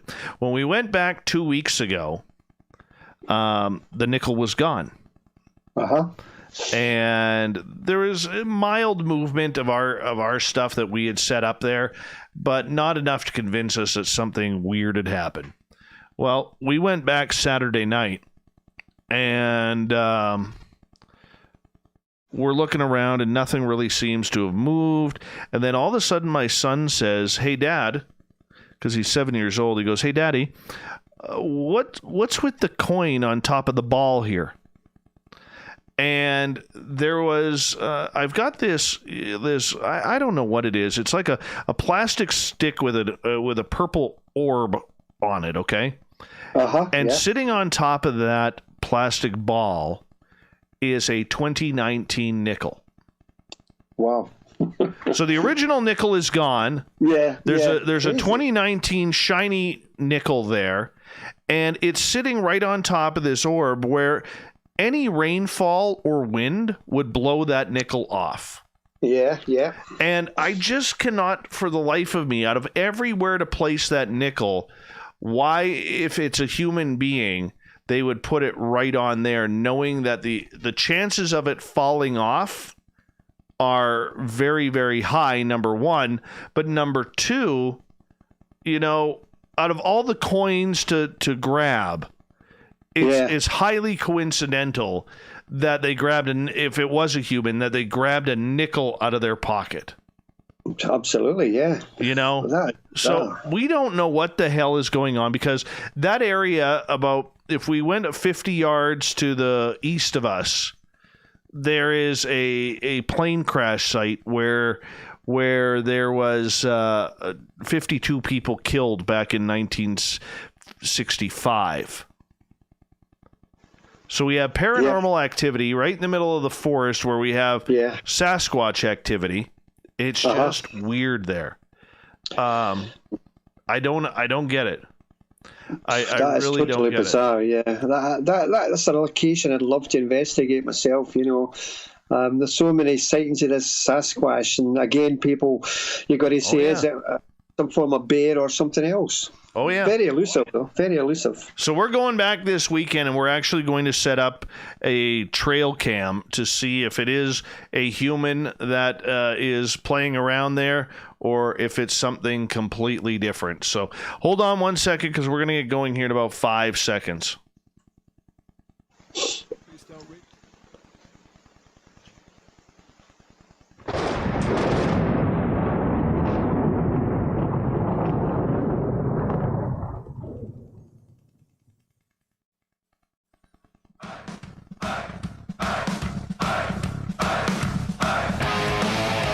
We pass the halfway point of Spaced Out Radio tonight. I am your host, Dave Scott. Thank you so much for taking the time to spend with us tonight. We really do appreciate it. Want to remind you that if you've missed portions of this show or others, you can check out our free archives by going to youtube.com/Spaced Out Radio. Do me the favor, hit that subscribe button. Our website is spacedoutradio.com, where we have a plethora of features for you, including rocking out to Bumblefoot and reading up on Captain Shirk's SOR Newswire. Follow us on Twitter at Spaced Out Radio and on Instagram at Spaced Out Radio Show. Tonight we are talking with author and researcher Malcolm Robinson about a lot of the weird and strange that's happening in the United Kingdom when it comes to ghosts, UFOs, cryptid creatures like the Loch Ness Monster. I have to ask Malcolm, before we get too heavily into some more UFO stories that you have been covering, all right, is the fact, have you ever ran into the leprechauns?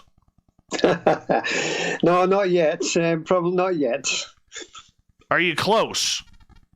No, not very close at all. But I mean, they're all these little fanciful creatures. You've got the trolls of Scandinavia, the pixies, the leprechauns, all these mythical creatures.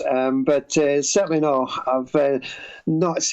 Then obviously we're looking at fairies as well. I've got a gentleman that's taken a photograph of a fairy, which we researched a few years ago, which is another story perhaps for your listeners. Yeah, tell us about it.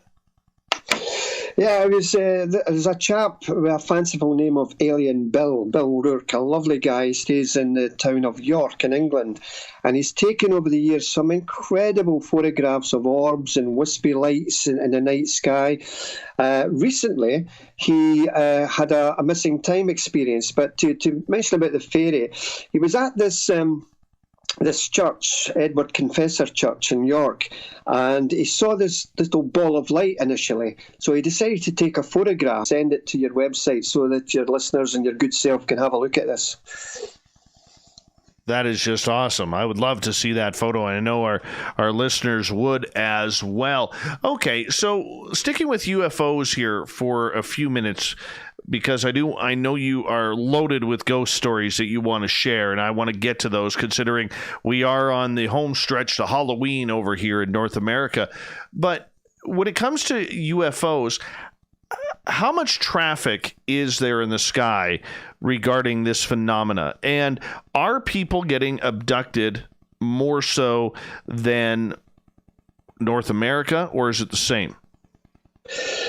Well, like I say, it's certainly a global phenomena. As to the statistics, as anybody's guess, each and every one of us researchers can come away with various degrees of statistics. I would certainly say that Scotland as a nation has seen its fair share of UFOs, more so between the years of 1992 and 2002 above the small Scottish town of Bonnybridge that I mentioned earlier. I did some tremendous work with there with a local councillor, Billy Buchanan, and such were the sightings in Scotland, to answer your question, that we initially got in touch with the British Prime Minister John Major, and we says, look, we elected you into office. We have a serious concern here in central Scotland of some unusual air activity, which we are convinced is not normal aircraft or helicopters, and we want a government inquiry into what's going on in central Scotland.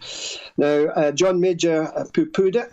We went to the Ministry of Defence in London, and they said, as these objects do not constitute a threat to the defence of the United Kingdom, the British government will not seek to undertake any investigation of the claims of residents of central Scotland. We were infuriated by that, Dave. We also got in touch with successive British Prime Ministers, Gordon Brown, etc., Tony Blair, and it just falls on deaf ears, you know. So Scotland as a nation has certainly had its fair share of UFO cases. As far as the abductions goes, the one of Scotland's best UFO abduction cases on record is what's called the A70 incident. Massive case. I'll be very brief because it is massive. It all transpired on an August evening back in 1992 when two friends, Gary Wood and Colin Wright, were driving in their car. They had left the built-up city of Edinburgh. They left Edinburgh and they drove down the A70 road. Now, as the A70 leaves Edinburgh, it travels down the countryside and you've got fields on either side. Nothing but fields. The odd farmhouse, very barren landscape, farmland, sheep, etc., very barren. So they're driving down, and their destination was a small village called Tarbrax, and that they were going to visit some people. It was around about 10:30 at night. It was dark, and they were travelling down, listening to the radio on the car, and then suddenly, about 200 to 300 yards further up the road, on this blind bend, was this large, black, inky-shaped craft hovering silently, motionless, above the surface of the road. And immediately both men knew straight away, whoa, this is not an aircraft. What is this? And rather than stop the car and go back, because they were quite alarmed at this, you know, this was only 20, 30 feet above the road, Dave. And rather than go back, they decided the best course of action was put the foot on the gas, foot to the floor, and scream underneath this object and get away from this area. That was the plan.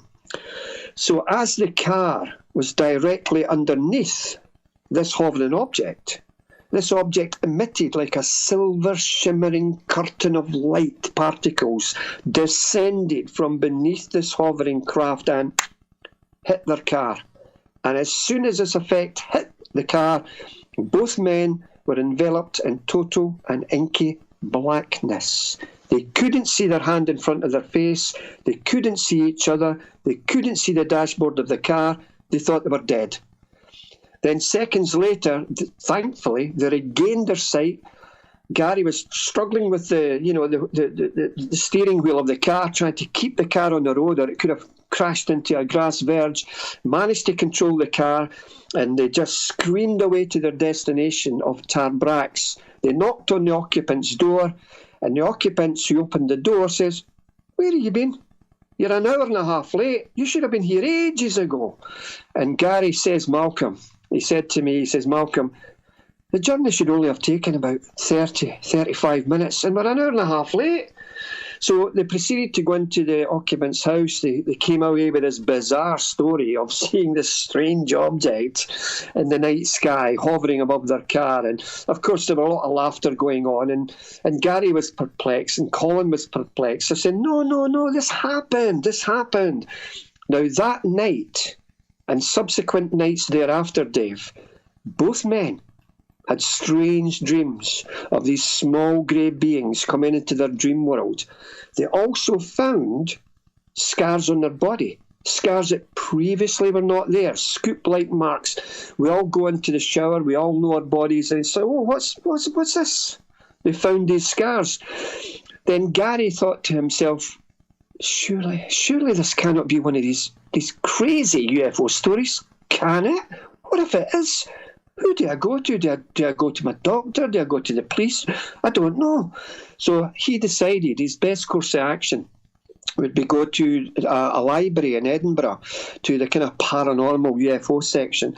And he found a book written by a famous British authoress, Jenny Randalls, a lovely lady. And at the back of that book were a lot of was addresses of various societies, one of which was mine, Strange Phenomena Investigations. To cut a long story short, Gary phoned me up and told me this story, and I went, wow, this is crazy. Okay, yeah, we want to hear from you. So we arranged for Gary and Colin to visit my home. We interviewed them separately, although, of course, by that time they would have spoken anyway, but we still interviewed them separately. And we took down their testimony of this. And I said to Gary and Colin, guys, would you like to go under hypnotic regression just to see if perhaps something else may have transpired that night? Would you? Yeah, absolutely. Malcolm, we'll do anything. We need to know what's going on. Our wives don't believe us. We're getting made a fool of at work. Malcolm, we'll try anything. Now, at that time, I did advocate the use of hypnosis. Hypnosis has its pitfalls. You can please the hypnotherapist. It could be kryptonesia. It could be something you've read about as a child in a storybook or a UFO magazine or something you saw on the television, and suddenly that springs forward in a hypnotic. So I'm aware of the dangers.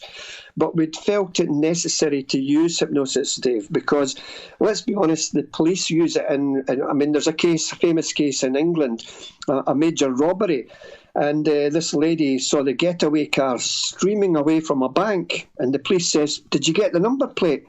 I think I did, but I'm not sure. But under hypnosis, she got that number plate absolutely perfect. So we know that the police use hypnosis for various cases. So we tried it. And under hypnosis, a typical abduction scenario unfolded. And I'm sure many of your lovely listeners are aware of the UFO abduction scenario. There were some differences, which I'll cover in a moment. This is what happened under hypnosis. The car, as I mentioned, was stopped. It was stopped on the road. They were taken out of this car. It sounds Hollywood. I'm sorry, it does sound Hollywood, but this is what they said. They were taken out of the car by these small grey creatures, 3.5 to 4 feet tall, childlike bodies, inky black almond-shaped eyes, pear-shaped heads. I'm sure your listeners and yourself are aware of this. Oh, who hasn't seen aliens before here? And they were taken on board this craft, call it what you will, and subjected to some form of medical or clinical experimentation independently. They were not together. Gary found himself on this flat, raised table, completely naked. He couldn't move a muscle. He could only move his eyeballs, and he was terrified. And he saw two of these creatures at the foot of this metal bed. One of them was holding a pendulum-like device and moving up and down his body. He also remembers a can-shaped device floating up from the floor of this object, and then it was like a lip or some kind of device, this coming up from the can with a red light, and it was spinning around. He also recalls looking up into the ceiling of this curved room.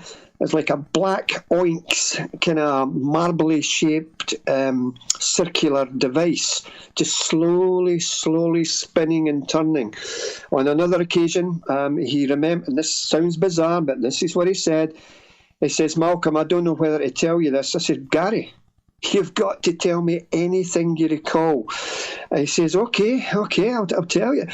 He says, as I could only move my eyes, Malcolm, I looked down onto the floor and I saw like water or a man's shaving gel bubbling on the floor, and coming out of this was one of these small grey creatures.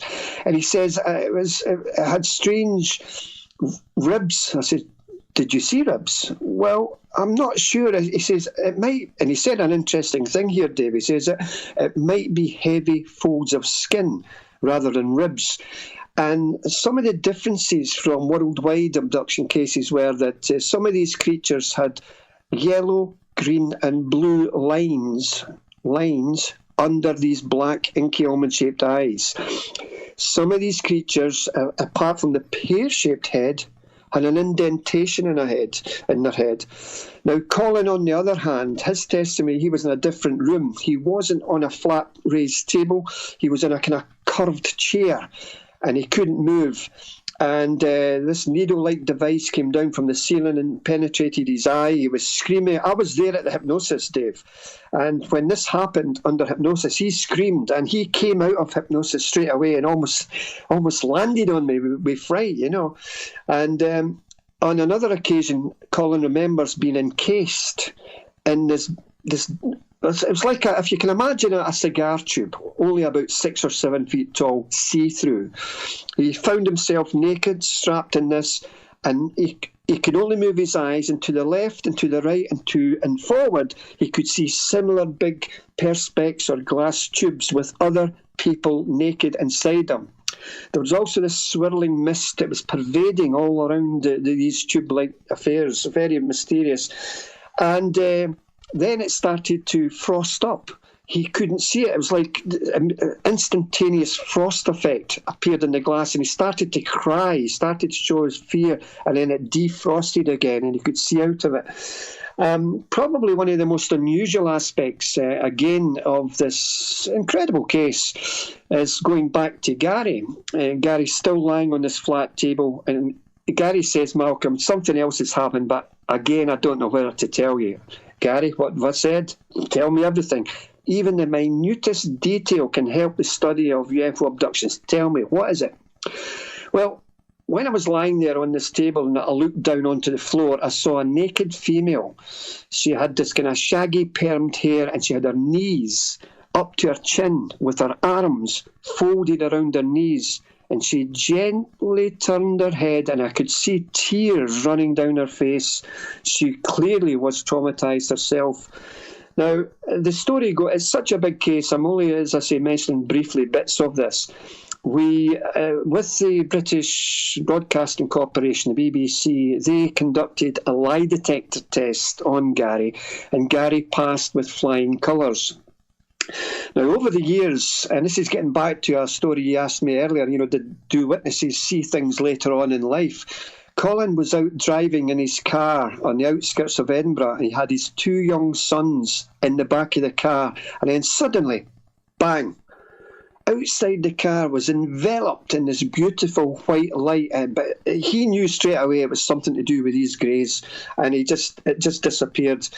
Now, his wife, Gary's wife, never ever believed him until one night I received a telephone call in my house. I picked it up, yes, and it was Gary's wife. Malcolm, yes, can I apologise to you? Well, why?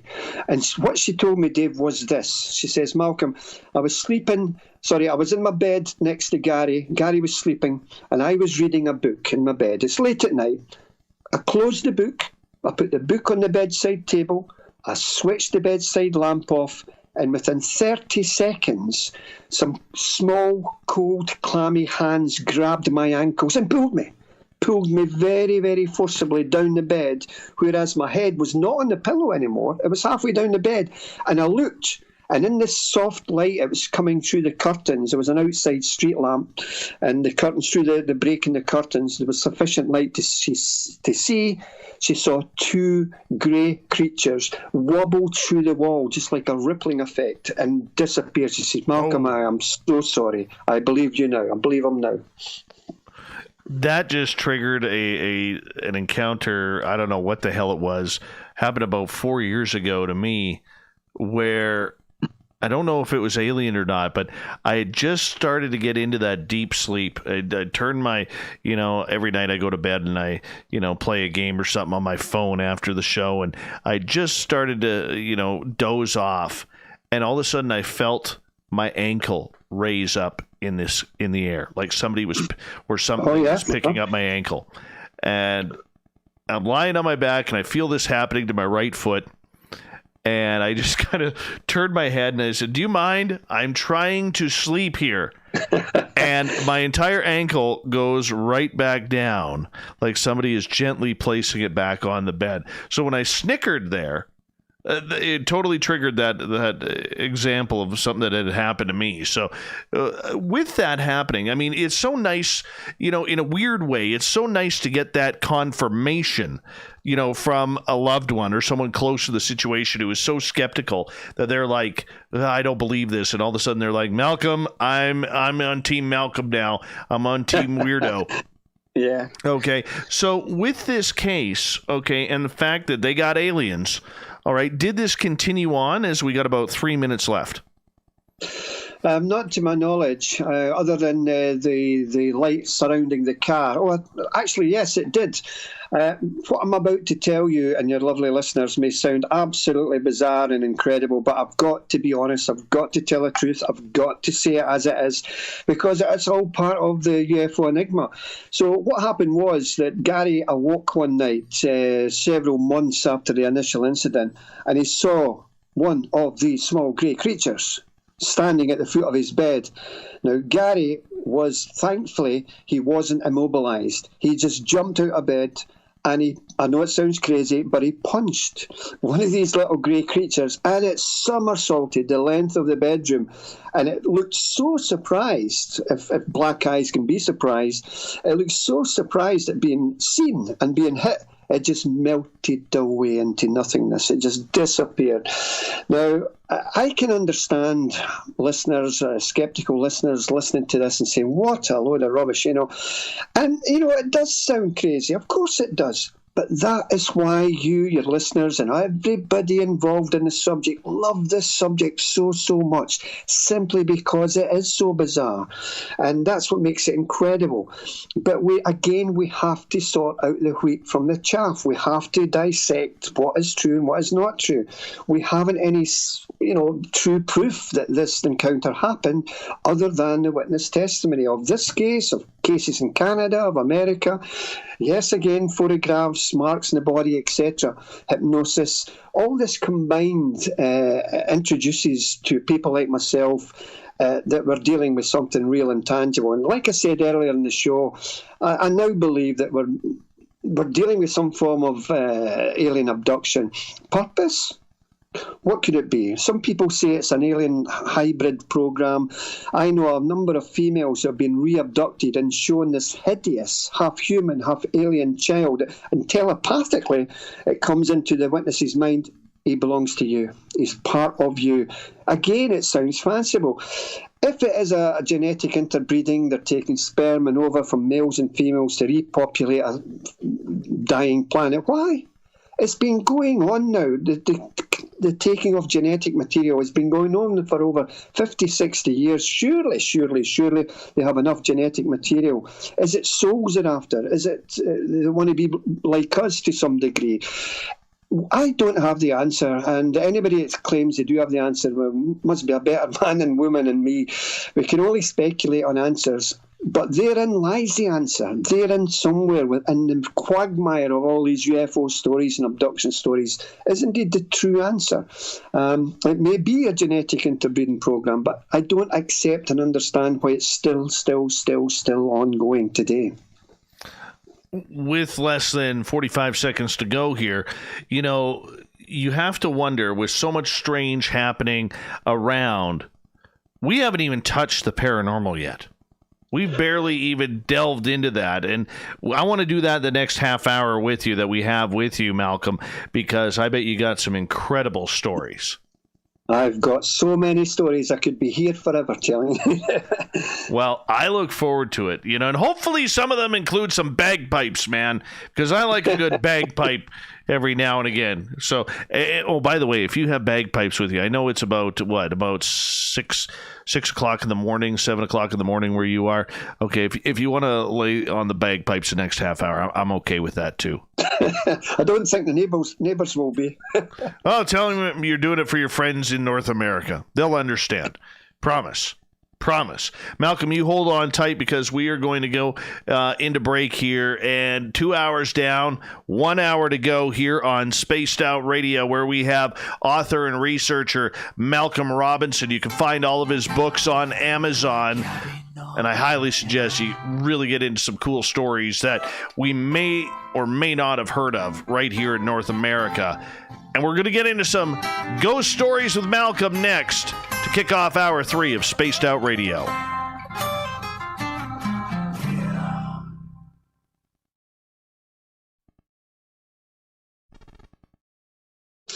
All right, my friend, we're clear. Good stuff. Just going to quickly run my dogs outside. I'll be right back, okay? Okay, cheers. Thanks. All right.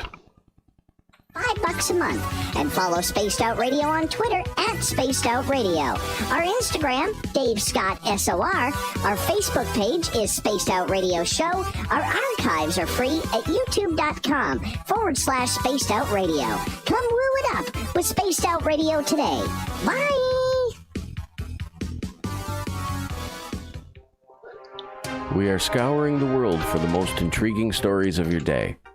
Take the time to read up on the SOR Newswire, where our team, led by Captain Shirk, will deliver to you some of the best paranormal and supernatural news, along with some stories that will blow your mind from the weird to the wacky. It's the news outside the news that piques interest, and that's what we're looking to deliver to you. The SOR Newswire, only at spacedoutradio.com. Hi there, this is the paranormal lawyer Michael W. Hall.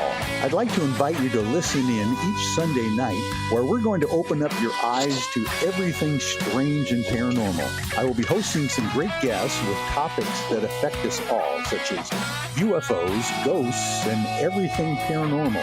Let's learn together on Spaced Out Radio Sunday with myself, Michael W. Hall, the paranormal lawyer at spacedoutradio.com. Hello, this is your guitar man, Ron Bumblefoot Thal, and I have to tell you, I love the response I get for Little Brother is Watching from Spaced Out Radio fans. It's amazing how music can inspire and make people think deeper about what's going on in the supernatural world. You can head over to my website, bumblefoot.com, to check out my music, my guitar workshops, my touring, even check out some of the hot sauces that I'm working on. And make sure you keep on listening, because with Spaced Out Radio, you know Little Brother is watching. For the price of 1 cup of coffee a month, you can become an SOR Space Traveler. The Space Travelers Club is a place where you can interact with other listeners, either live during the show or on our great forum. We want your stories, pictures, comments, and ideas. You'll get live video streams, exclusive content, and be a part of our newsletter. Stay in touch with everything SOR. The Space Travelers Club is just $5 a month at spacedoutradio.com.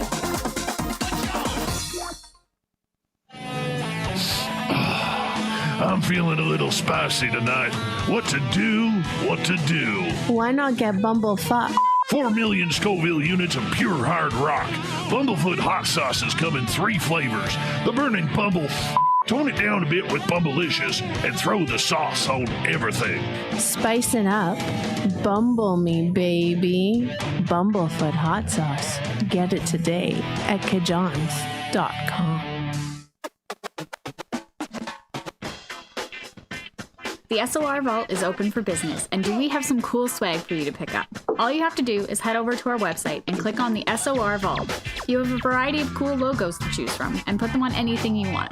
T-shirts, hoodies, hats, coffee mugs, you name it, we can get it to you. So do your shopping by supporting the store you love. Get your Spaced Out Radio swag at the SOR Vault today.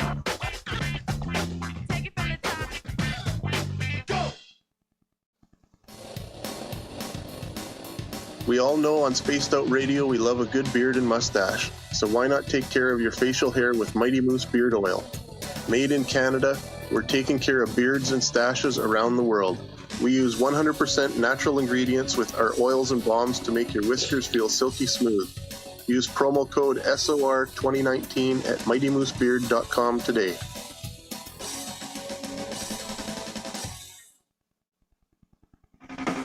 The party is always on at the Moose Vancouver. The Moose Vancouver is where you want to be when visiting Canada's West Coast. Open until 2 a.m. nightly, the Moose cranks up the rock while serving some of the I'm back. Good stuff. Good stuff. There we go. Oh. How's your dogs? Are they okay? Oh, yeah? They're good. They're good. They're old guys. Good stuff. Yeah. I enjoy them. Good stuff. Yeah, we have 2 dogs and 2 cats. Yeah, I'm more a kind of cat guy myself. Brought up with cats all my life, and I suppose if we had dogs in the family home, I would have been a dog lover as well. But it's more cats for me, you know. But I'm generally I'm an animal lover all round, you know. For sure. So you never been to the UK though? I know I mentioned Scotland. No, I would love to go.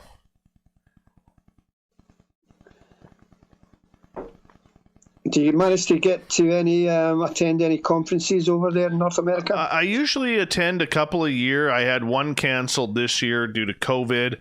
I got one in earlier on in the year in San Francisco, and like 8 days after I got home, the border was shut down, and it was kind of nuts, but that's okay. Yeah, sadly the Scottish UFO and Paranormal conference in June had to be cancelled because of COVID, and then I was due to be speaking about the Socky poltergeist next month. That had to be cancelled. Obviously it's affecting everything, you know, all over the world. Football matches, basketball, you name it. It's one of these things. Let's hope that this runs its course eventually. It's terrible. Absolutely. I can't wait for it to finally clear up. Get back, back to normal. My listeners and I are dying for a spaced out radio party in Las Vegas. So we can't make it happen until all this stuff is cleared up, though. That's for sure. Yeah. Hold on one second, my friend, because we're going to come back in like 5 seconds. Okay, no problem. Thank you, Kimberly, for the super chat tonight. Really do appreciate that. Here we go. Would you like to connect with us? Head to spacedoutradio.com for all your latest show info. Now, back to Dave Scott and SOR. Here we go with the third and final hour of Spaced Out Radio tonight. Thank you so much for tuning us in. I'm Dave Scott, the guy behind the microphone. Yes, my hair is looking just fantastic tonight.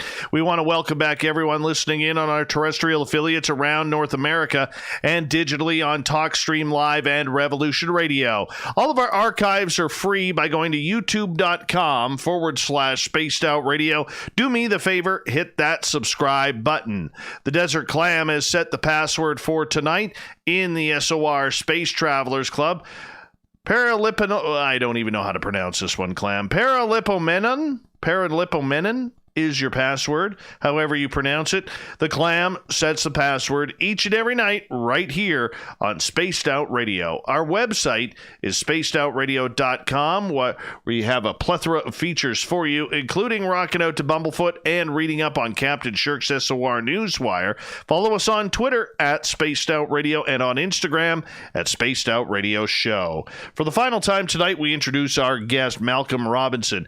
He is an author and researcher out of the United Kingdom, looking into all things weird and strange. We're going to go down the ghostly path here momentarily. I want to remind all of you that you can find any of Malcolm's books on Amazon. Highly suggest you do that. Malcolm, thank you so much for joining us. Yeah, it's great to be on your show, Dave. It's fantastic. Well, we hope you've had a lot of fun because you're one heck of a storyteller, my friend, and we appreciate that. Yeah, I mean, for me personally, Dave, it's the paranormal aspect of my research that takes up most interest for me. Although UFOs and cryptozoology is fantastic to be involved with, it's a ghosty side, it's a paranormal side that really, shines a light for me. And I remember when I was growing up, I was working for a company called United Glass, based in the town of Alloa. They manufactured whiskey bottles. And everybody knew that I was more or less off my head, and I was chasing ghosts and UFOs. But they were okay about it. The vast majority were fine, and they were accepting of it, apart from one man. He says, "Malcolm, you are totally off your head. There are no such things as ghosts and stuff." He says, "But I'll tell you what, Malcolm, when I die, and God forbid it's many, many years from now, but when I die, if there is such a thing as a life after death, I'll come back and I'll show you." I went, "Thanks, Bobby." Yeah, okay, fair enough. So many years passed, Dave. Many years transpired. Then I got up for what we call a day shift. We started at 6 a.m. in the morning. We finished at 2 in the afternoon. I got up about 5 o'clock. The house was quiet as a mouse. Very quiet. The wife was sleeping upstairs, and I went downstairs into the kitchen, made myself a cup of tea, all quiet. And then suddenly, when you get that feeling, Dave, when somebody is standing behind you. We've all had it, a feeling that somebody's staring at you or looking at you. Oh, yeah. So I slowly turned round and I saw nothing. Oh, where did that feeling come from? Wow, that was strange. So I went into my work. I went into the mess room where all, before the start of the shift, and all my mates were with their head in their hands. They're all going, and I says, "What's the matter with you?" "Oh, did you not hear, Malcolm?" Hear what? Wee Bobby Smith died last night. Now, that was the man, Dave, who said years and years before, if there is such a thing as a life after death, by golly, I'll come back and I'll do my damnedest to try and prove it to you. Now, admittedly, I didn't know he died. I didn't see him, Dave, but I definitely felt a strong, strong presence behind me that morning as I got up from my work. And that was just a fascinating thing for me. But probably one of the most interesting things I've ever seen in my life to do with the paranormal was the occasion when I attended a lady's house in Chingford on the outskirts of London. I used to give lectures in London, and this lady came up to me and says, "Malcolm, would you like to see dead people?" No, you don't get that request all the time. So I said, of course. So to cut a long story short, we went to her house in Chingford. She says, "Yeah, tonight I'm bringing on board a psychic who's going to go into trance. And there's going to be quite a lot happening, and I hope you're prepared for it, Malcolm." I says, yeah, for sure. So we went up into one of the small back bedrooms. It was devoid of any furnishings or fittings. There was no bed. There were only 2 pieces of bedroom furniture. In the room was a tall kind of sideboard type of thing, cupboard with a small red ambient light on top of it. And there was a small chest of drawers in the corner. And in the corner of this room was a black drape going from one corner to the other corner. And behind it was a small chair. And I says, "What's going on here?" "Oh, when the psychic comes up later this evening, Malcolm, he'll sit in that chair, he'll go into trance, and you watch what happens." I says, "Oh, thank you." So the gentleman eventually arrived. I padded him down to ensure that he wasn't secreting any devices to magically do things, And then we sat him in this chair. We strapped him into the chair with very strong, wide Velcro straps, so that if he tried to get out of these straps, you would have heard the pull, the rip of this Velcro strap. There was also these small little bells on the walls of this room, and there was 4 or 5 people, including myself, facing this black curtain. He was behind it. Then the lady of the house switched the light off, and the room fell into darkness. Now, there was this small red light, and once your eyes got accustomed to the red light, you could see the other people facing this curtain beside you, the contours of the shoulders, the heads, etc. And then suddenly, all these little bells on the wall started to tinkle. And then a few moments later, the cloth just pushed out.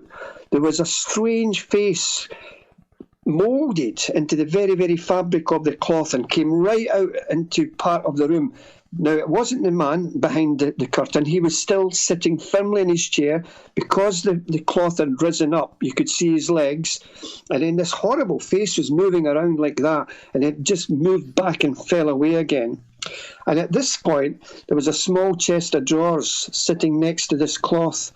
It started to slowly move up into the air of its own accord. Nobody was near this little chest of drawers at all. It floated right up to the ceiling of this room, traversed slowly across the room, and fell slowly down on my toes. It was absolutely astonishing. Now, I know this next bit sounds crazy, but I've got to tell the truth. I'm not telling lies. At that point, a voice bounded out. Was Mr. Robinson impressed by this? And I said, I'd be more impressed if you took it back. And then the voice says, we shall see what we can do. Now, I made the cardinal sin, Dave. You should never, ever interrupt psychic phenomena when it's happening. You could harm the medium by doing so. But I decided in my infinite wisdom to hook my finger under one of the rims of these chest of drawers, and I said to myself, this thing is going nowhere. And again, nobody to the left of this, nobody to the right of this sideboard of drawers. And after 1 or 2 minutes, nothing was happening. And I was pulling it back, and then suddenly it just started to vibrate, and I could not hold it back any longer. It was like a knife going through butter. It left my finger and floated back up into the other side of the room and gently sat down where this gentleman was behind this curtain. And at this point, Dave, a tremendous burst of cold wind pervaded the whole room. It got icy cold. Your breath was freezing up in front of you. And then there were all these voices, male, female, young, old, from all aspects of the room, next to your ear, under your chair, next to your arm, next to somebody's head. All these strange spirit voices babbling away in some strange manner. And it's the most incredible thing I've ever seen. The downside of that story is that prior to all that happening, the lady of the house says, I'm sorry, Malcolm, but you're not allowed to bring any audio equipment in, any cine films or video cameras or anything like that. That infuriated me because my job, as I said earlier in the show, is to provide proof to people. Because, again, this is just another lovely little story for your listeners. But it was true. I saw it with my own eyes. And that's the makeup of myself. I'm only here to try and impress upon people about these things. You know, recently I got told a story by this lady who knows me. She says, Malcolm, you know I work for the local hospital, don't you? I says, yeah. Well, one of the leading surgeons is off his work at the moment through stress. And I says, well, he's a leading surgeon. I mean, it's a stressful job. Oh, no, you're not realising what I'm trying to say to you, Malcolm. Well, tell me. She says, well, here goes. She says, he was walking down a corridor in the hospital, and he saw this elderly gentleman standing near some swing doors in the hospital corridor. And the surgeon approached the gentleman. He says, are you okay? You all right? And the gentleman replied, I think so. I'm not really sure. And just then, Dave, the surgeon's pager beeped. He says, "Excuse me a moment, sir. Hold on." And he attended to his pager, and his pager was saying, "You are requested in the resus room." So the surgeon turned round to say, "I've got to go now." But the gentleman wasn't there. He surmised that perhaps he went through the swing doors, although he didn't see him going through the swing doors. Now, there is a twist to this tale. So the surgeon went into the resus room, and he saw this man lying on bed with the paddles, the electric shock paddles that try to jumpstart a body back into life. And I think you know what's coming, but here's a twist. So he looked down, and the man he saw in that bed was the man he saw in the corridor only moments before. So here's the twist. What happened then was they decided to go into the CCTV cameras and rerun the footage of maybe 2, 3, 4 minutes ago. And this is what they saw. They saw the surgeon walking down the corridor of the hospital, and then they saw him stop, and they saw him talking to nothing at all. Again, a lovely story, backed up with some footage, this time, although admittedly it shows nothing. And this is why it makes the subject so warm, so and fantastic, you know. Considering how old and how historic the United Kingdom is for the last 1,000+ years, that's literally billions of people who have passed on that beautiful island that you get to call home. You know, with the castles and the haunted cemeteries and the taverns and the oceans all around with shipwrecks and everything in between, you know, there has to be some very famous hauntings there that you have, you know, really whittled down to your favorites. Yeah, I mean, our job as a researcher takes us to not only, you know, family homes, but stately homes and castles and outbuildings, as many researchers will tell you, I'm sure, and they have done. I remember a case, my ex-hometown of Tullabuddy in Clackmannanshire in central Scotland. Again, this lady had problems in the house with ghostly manifestations. And we were in this back bedroom. It always seems to be bedrooms. We're in this back bedroom with the lights off. We had the video cameras going, the audio equipment going, in hopes of catching something. And then nothing was happening. And at times like that, I said, why do I do this? You know, no sooner had I thought, why do I do this? Because nothing's happening. Suddenly, the whole room exploded in a myriad of tiny pinpricks of white dancing lights. It was everywhere, Dave. It was all over the walls, all over the ceiling, all over the carpet, all over your body. And I looked to her psychic and I went, whoa, what's going on? What's this? What's this? Oh, Malcolm, come on now, behave yourself. It's just pure psychic energy. I thought you would have known that. I went, it's wonderful. And it only lasted, Dave, maybe about 15, 20 seconds, and it just slowly dissipated and was gone. And the room was thrown into blackness again. So with fingers crossed, we went to the VCR equipment. We pressed stop, we pressed rewind, we pressed play, in the hopes that something would have been captured. This fantastic array of tiny lights would have been captured in video.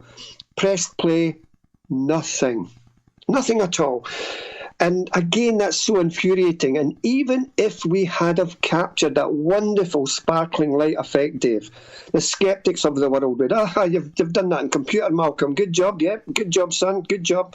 So sometimes you just can't win. Even if you do have wonderful footage of some paranormal activity, the skeptics will be, they won't accept that. And that's the kind of downside of the paranormal to a degree. There was another case, incidentally, in Chingford, at the outskirts of London, where this was a case, Dave, where it's the first of its kind for myself and my group. And it's to deal, I've got to say this, it's to deal with a lady who claims that she was being sexually molested by a spirit.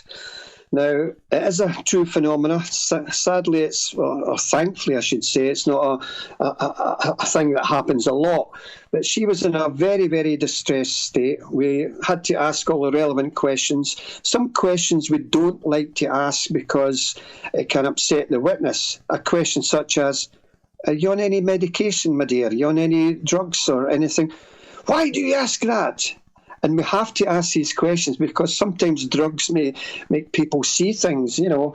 And the story on this one was that I was with a girlfriend at the time, and we left the house for maybe 5-10 minutes to go outside and have a cigarette. So we finished the cigarette, Dave. We walked back into the house. I sat in one chair, my girlfriend sat in the other chair, and we looked at this lady who was getting bothered by these manifestations of the spirit. She was sitting in a chair in the middle of the room. Now, as true as I'm sitting here, this is what happened. I mentioned sparkly lights in the other case. Well, on this occasion, suddenly, these beautiful blue aquamarine globules of light was falling down all this lady's face, falling down all over this lady's body. And I let out a big girly scream. I really did. I was like, what? What's going on here? And my girlfriend, she's sitting at the other side of the living room, she said, "Oh my God." I says, "Can you see it? Can you see it?" And the poor lady sitting in the chair in the middle of the room is going, What's going on? What are you looking at? And I looked at the psychic who was sitting there, and she was smiling, Dave. She was smiling at me. I says, "What the hell is going on here?" And she says, "When you were out having a cigarette, I administered some psychic healing to the lady. So, Malcolm, what you are looking at is the remnants of that psychic healing that I've just administered to this lady to try and calm her down." And again, it was beautiful. I mean, how I wish yourself and your lovely listeners had seen this. But again, it's just a lovely story, but it's a true story. It happened. It was one of these things that I saw. Crazy. Out of all the places that you have investigated, as we only got about 5 minutes left with you, is it the taverns? Is it the castles? Is it the forests that are more haunted? Where do you find a lot of the ghosts? That's a good question. I mean, people would tend to say you would find them in every one of those locations you've just mentioned. I mean, my latest book on the Socky poltergeist concerned a young girl, 11-year-old Virginia Campbell, who came over from Donegal in Ireland and moved to Scotland. She didn't want to move to Scotland, but they were relocating. No sooner has she been in Scotland and strange paranormal poltergeist effects started to befall the house. And they were rippling on the girl's bed covers. Her pillow underneath her head moved 90 degrees. It got so bad that they got the local physician in, and he too saw these manifestations. There was a large linen chest in the bedroom, Dave, which contained a lot of pillows and covers. The lid of that linen chest started to rise up and bang, bang, bang, bang, bang, bang down on top of itself. Then this linen chest moved several inches away from the wall and went back. There were sounds of bouncing balls. There were smells coming from the house. Now, if things couldn't get any worse, they followed the young girl to school, the local Socky primary school. And what happened there was, back in 1960, this is from when it happened, there was a lot of kids in classes in Scotland in 1960, upwards of 30, 40 kids in a class. And they were all busy writing away on their jotters, doing a little essay, apart from young Virginia Campbell, who had her forearms on the desk. And the teacher screamed up, "Virginia, what are you doing? Stop that. Stop that at once." And as soon as Virginia raised her forearms off her school desk, the desk lid started to move up and down very violently, up and down. Then an empty chair and table that was next to Virginia floated up into the air in full view of all these classmates, and they all screamed off, out the door. But probably one of the most perplexing things that happened in the Socky case was when young Virginia Campbell approached her teacher's desk. Again, think about 1960, big heavy oak wooden desk, big blackboard. There was a cane for pointing at the blackboard on the desk. And she approached the teacher's desk, put down her essay on the desk, and suddenly this cane, which had been lying flat on the table, started to vibrate. Then it stood up an end and started to go bang, bang, bang on top of the table and fell off the table. And at this point, this heavy oak table that started to rise about 2 or 3 inches off the floor and spin round, whereas the teacher's stomach was in front of the long part of the desk. Her stomach was now at the short part of the desk, and again all the kids ran out. Now, what makes this case so special is many, up to about 6 or 7 Church of Scotland ministers also viewed this in the family home. 3 physicians, 3 doctors saw this as well. And the events also transpired in a nearby town of Dollar, because they decided, well, if we take young Virginia out of this house, maybe it won't happen elsewhere. It did. They moved her to another house. Bangings, rappings, noises transpired as well. There was an apple that floated out of a bowl inside the family house. The father's shaving brush came out of the kitchen and into the living room, and Virginia was hit on the face by a clock. It just suddenly flew off the wall. So that's just part of the story, which features my latest book, Socky Poltergeist, and it's one of Scotland's most incredible poltergeist cases. And I've only scratched the surface with that one, you know. Well, Malcolm, that just means we're going to have to bring you back at some time just to focus on ghost stories, and you could share a bunch of them with us that have really, really intrigued you over the years. I want to say a big thank you, Malcolm, for you coming on Spaced Out Radio. Early morning for you, late night for us. We really do appreciate it over here in North America. It's been an absolute pleasure, Dave, and I would just like to thank yourself and your listeners. Every success. Please keep listening to Dave's show. Wonderful, wonderful show, and spread the word, spread the knowledge. The world is a far, far more stranger place than we can ever imagine, folks. Very, very true, Malcolm. Thank you so much. And we encourage all of our listeners to head on over to Amazon to look up all the books from Malcolm Robinson. I think you would be very, very intrigued to add this collection to your library of weird and strange woo topics that we all know and love. Malcolm Robinson, everybody. So make sure you check him on out. Coming up next, we have the SOR Newswire and the Thought of the Dave. Stay tuned. More Spaced Out Radio coming up right after the break.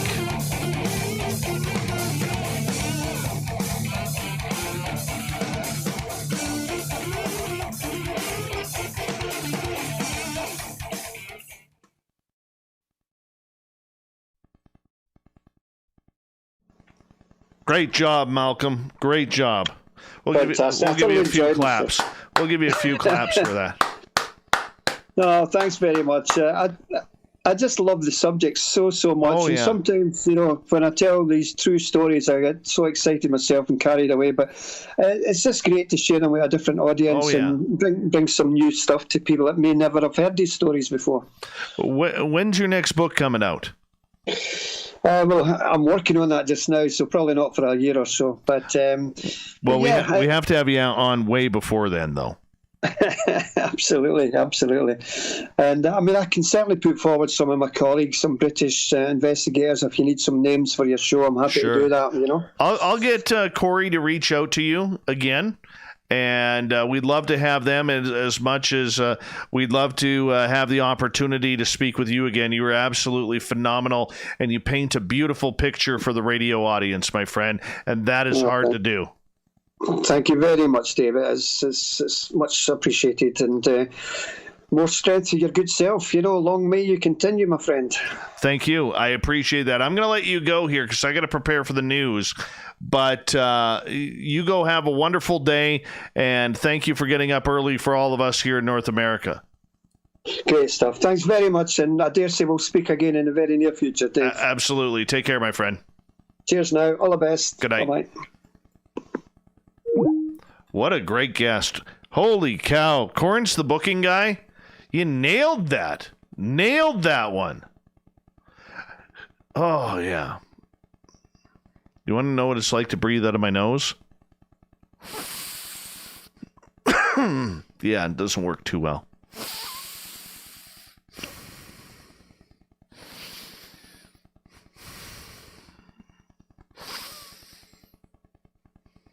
Yeah. Don't worry, we got a half hour of the show left, Moonstone. Half hour. Sea Canal, Dave? What is Sea Canal? I don't get it. Okay, quick ghost story today. I was talking to a buddy of mine who lives north of me this morning, and he goes, Dave, I know you're into all the supernatural stuff, right? He goes, but do you deal with, or UFO stuff? He goes, but do you deal with the supernatural stuff? I said, yeah. And he goes, I got to tell you something. I said, what? He goes, I'm sitting in my office and I needed my stapler. And he goes, I looked at my office up and down, could not find my stapler at all. He goes, I took like 10, 15 minutes looking for my stapler, finally got frustrated and I walked out to the secretary's desk and went and grabbed her stapler. And then when I came back, he goes, my stapler was sitting right in the middle of my desk, right in front of my keyboard. I went, no way. And his business was closed. They're closed on Mondays. And he literally goes in, him and another guy go in on Mondays just to clean up paperwork and everything, so they're ready to go for Tuesday. So he put the other stapler down. I don't know if you guys will be able to see this. I'm going to just grab the picture here. Where is it here?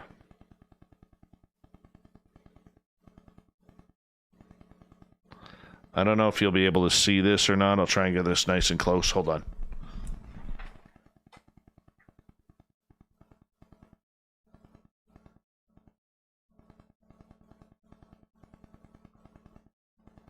So the one stapler is the one he got from the secretary's desk. The other one was sitting right in front of his mouse and his keyboard. He's definitely not going to miss that. You know what I'm saying? He's definitely going to be seeing where his stapler is. Yeah, he was a little freaked out, to say the least. I just laughed. I said, hey, why don't we go to the museum and look at Mandy the Haunted Doll? His quote to me was, screw that. I am never going to visit that doll. Good night, gorgeous Jules. Thank you to Kimberly, the lovely and talented Kimberly from British Columbia, for the $5 super chat. Really do appreciate that. All right. Ricardo, how you doing, man? Thank you for joining us. Really appreciate your time, man. Thank you for joining our chat room. Here we go, guys.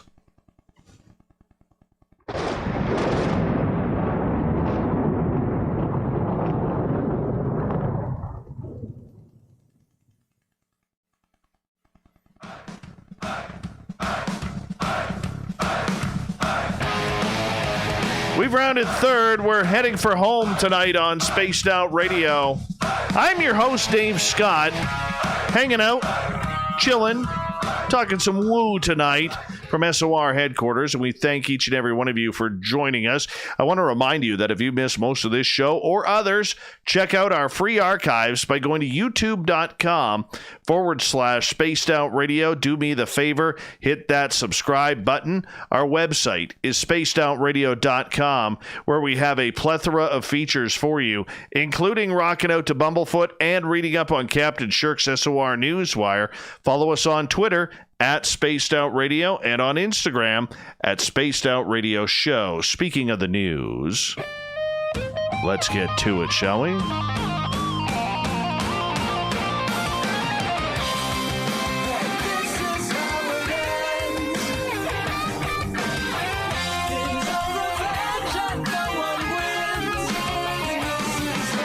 The news is always changing, which is why we bring you the SOR Newswire at the back end of every show, where we get to the weird, the strange, the wacky, and sometimes the potentially violent. Okay, so last week, the Tampa Bay Lightning won the Stanley Cup in an abbreviated, weird NHL season. But I'm going to tell you this, America, you have a lot to learn about what we do and what we scream at the television if we're not in the arena cheering on our favorite team. Why? Well, see, in Canada, this would not trigger us at all. But if you're in Tampa, Florida, your neighbor may think you're a little trigger happy. So a Tampa resident called 911 after hearing some people screaming about shooting next door. Fortunately, when authorities arrived from the Hillsborough County Sheriff's Office, they arrived at Devin Garnett's apartment. There were no guns, nor were there any shootings around. Nobody was dead. Nobody was wounded. Rather, They were some excited Tampa Bay Lightning fans screaming at their television as they watched Game 3 of the Stanley Cup Final. So Garnett and his two friends had congregated to watch the hockey game. The trio screamed for a goal in the first period, which prompted the emergency call from a concerned neighbor. The unnamed neighbor reportedly told dispatchers someone was screaming loudly, "I dare you to shoot! Shoot!" Garnett told the Tampa Bay media and the cops that they showed up at the door thinking that there were guns in his home. He's like, "Nope, no guns. We're just screaming for Steve Stamkos to shoot the puck." Authorities then left after talking to everybody in the apartment with a good laugh. The police completely understood, Garnett said, but they thought it was serious because I was screaming, "Shoot!" as in shoot the puck. Yeah, the Lightning went on to win their second Stanley Cup in franchise history. By the way, my Canucks, 50 years, still no Stanley Cup. I don't know if I ever want them to win now. God, the way we riot when we lose in the Stanley Cup final, I could just imagine how torn down Vancouver would get if they actually did win. A London man putting on some old clothes and throwing them into the donation bin called firefighters to rescue a cat that turned out to be a battery-operated toy. Ellen McElliott, an associate professor for the University of Roehampton in London, tweeted photos showing the scene that unfolded after he put some items into the bin and heard a meow.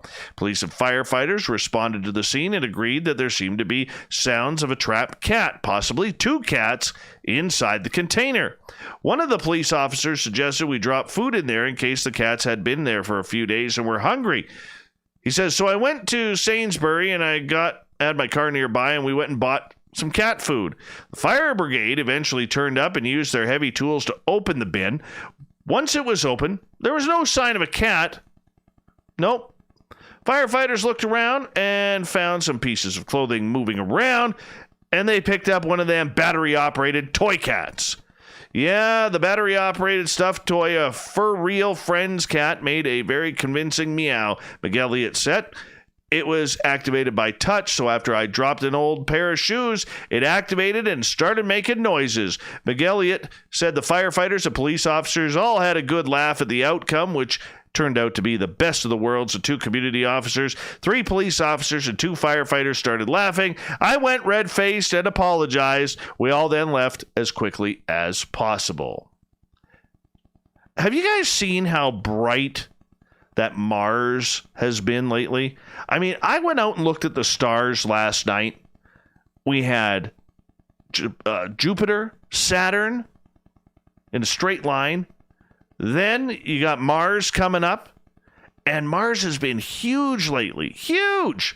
I love it. It is gorgeous. Well, it's because Mars is heading closer to Earth. Yes, the red planet will come the closest to Earth that it will ever be until 2035, NASA has reported, but that distance is still rather relative, as the planets will still be a whopping 38.6 million miles away from each other. Known as the Mars Close Approach, this event happens every couple years and follows Mars and Earth, which are normally at least 33.9 million miles away.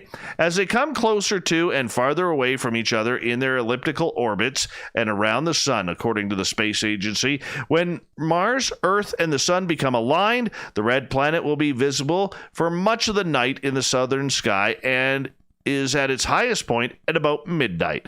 Mars will also appear very bright in the Earth's sky, according to NASA. Look at what we've seen so far, making it easier to see with telescopes or the naked eye and providing exceptional viewing that only comes around once every 15 to 17 years. Simply go outside, look up, and depending on your local weather and lighting conditions, you should be able to see Mars. Mars is at its brightest, so go out and take a look. It's gorgeous, honestly.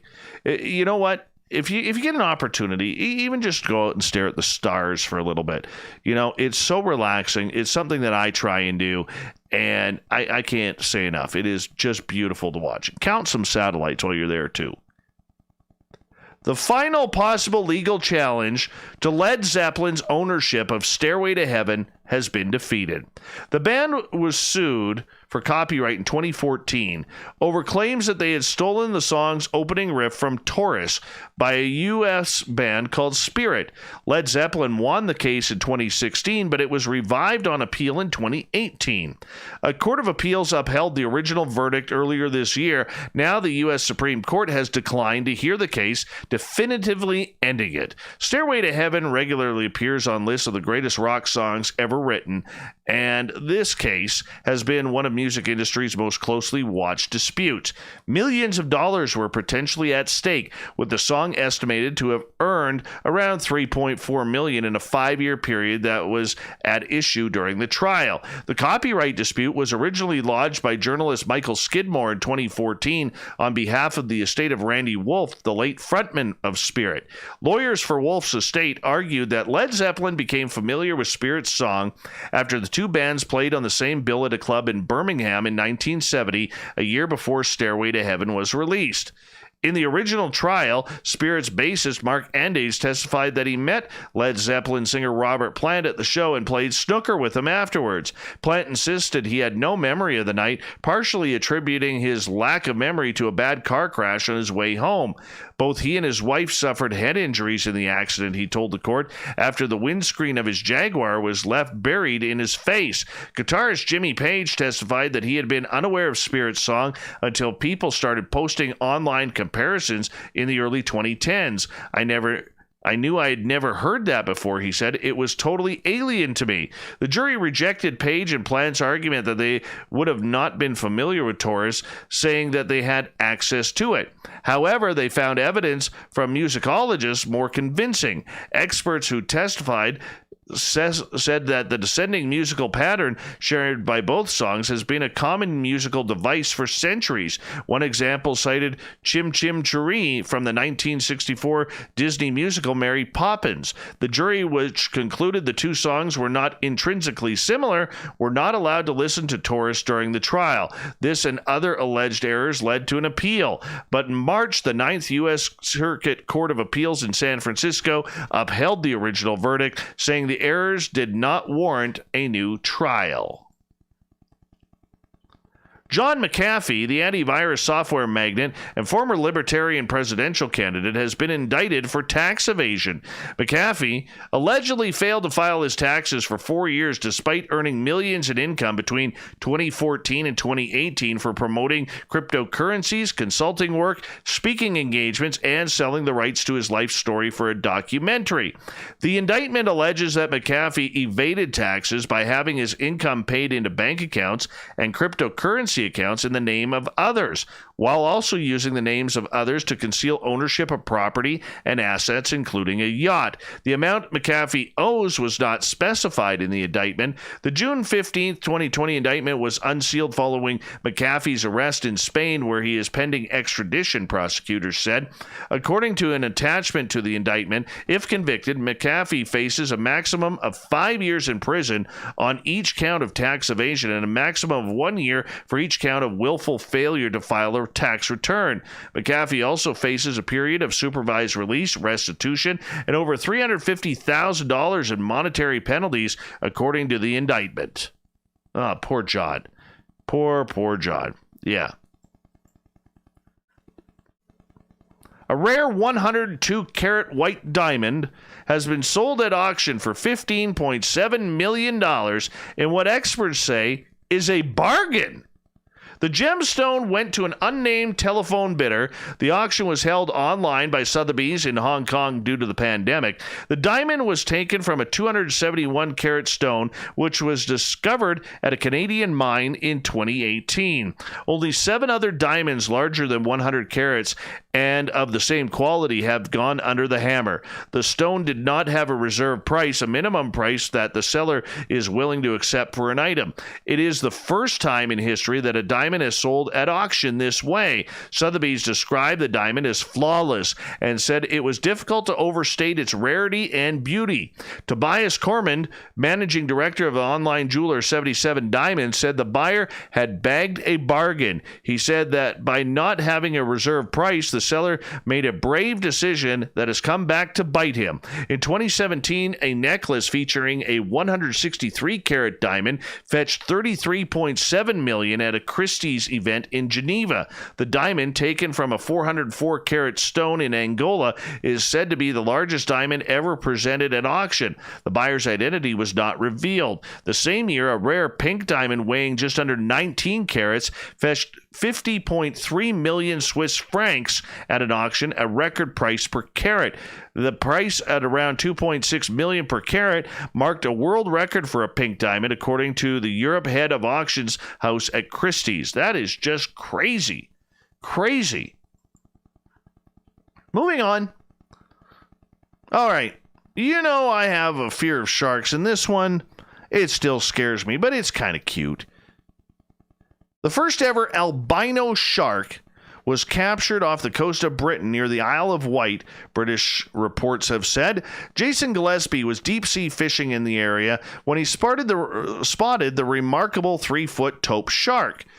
I've been fishing for 30 years and I've never seen one like that, said Gillespie. It's the fish of a lifetime, 1 in a million. The taupe shark, or school shark, has a condition called leucism that results in a loss of pigmentation.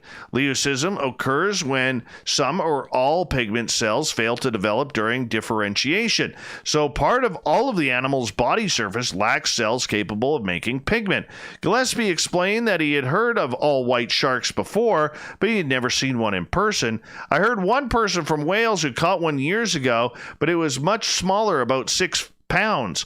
I think generally, if they lose their color, they struggle to survive because they don't have the same camouflage and they can't hunt as effectively, and they get picked up by predators.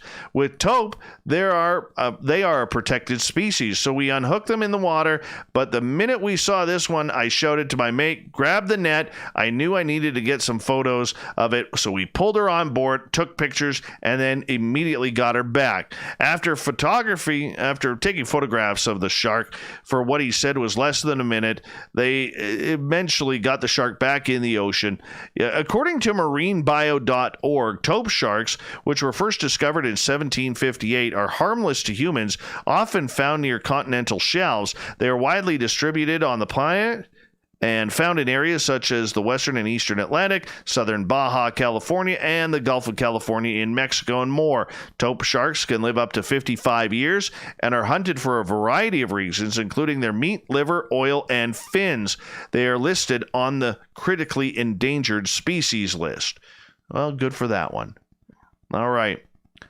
Firefighters responded to a road in Germany. Why?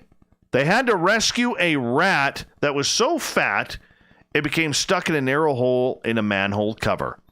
Yes, firefighters were summoned to the Stubenster area of Germany when the rat was spotted stuck in a manhole cover in the middle of the road. The department said a firefighter attempted to grab the rat and wiggle the creature free, but the rat bit at the firefighter's glove, injuring its mouth. The firefighter, though, was not hurt. The crew ended up removing the manhole cover to push the rat out from the bottom. The rat was taken to a veterinary clinic where it received food and treatment for its mouth injury. All right, moving on. I like blueberries. I really like blueberries. And I got to be honest with you. If I saw this one, I would eat it. An Australian couple were awarded a Guinness World Record for growing the world's heaviest blueberry, which weighs in at more than half an ounce. Guinness confirmed the blueberry grown by David and Lisa Mazzardis, founders and owners of Nature's Select breeding program in Wilbinga, set a new world record for the blueberry at 0.57 ounces. The berry has a diameter of 1.4 inches. The Mazzardis said that they did not set out to grow unusually large blueberries, but the size of the fruit is a side effect of breeding the Oz Blue variety of blueberries for traits related to taste and texture. I don't care. I just want that sucker in my mouth. I want to chomp down on it because I love blueberries. It's my favorite fruit. And I want to try it. I don't care. It's going to go rotten anyways, so I might as well eat it. Unless they've already eaten it already, then that would kind of suck. But I'm going to be honest, that blueberry looks absolutely awesome. And finally tonight, an Italian man who once held the Guinness World Record for the most ice cream scoops balanced on a cone recaptured his record on a TV special. Why are we going to television with this?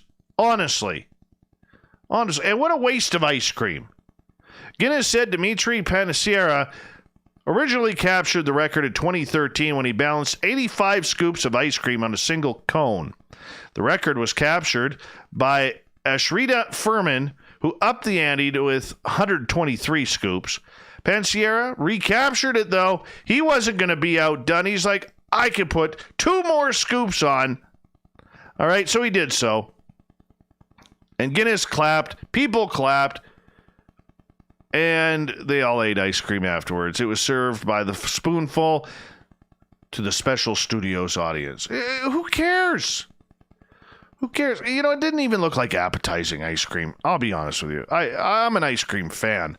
But that looked gross. Looked absolutely gross.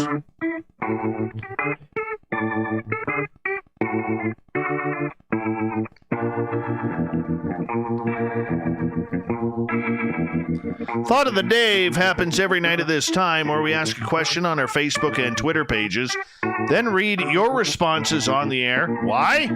Because we love the audience participation on here. So if you want to find the audience, the Thought of the Dave, go on Twitter at Spaced Out Radio or my personal Facebook page.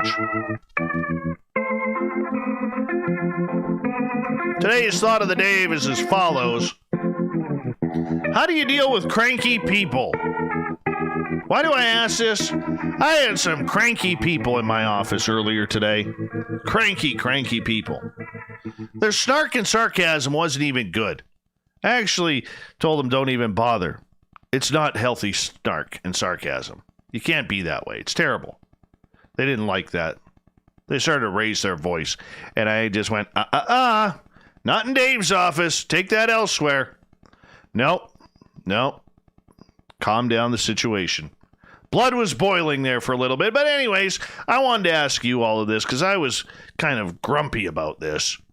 Let's go to our favorite veteran, Marty. We love you, Marty, and every veteran who listens to this show. He says, I mostly ignore them as best I can. Then he posts a clown for me. Kind of weird looking. Spookles the cat. She goes, I reply to cranky people with grumpy cat. Go figure. Oscar likes to kill him with kindness.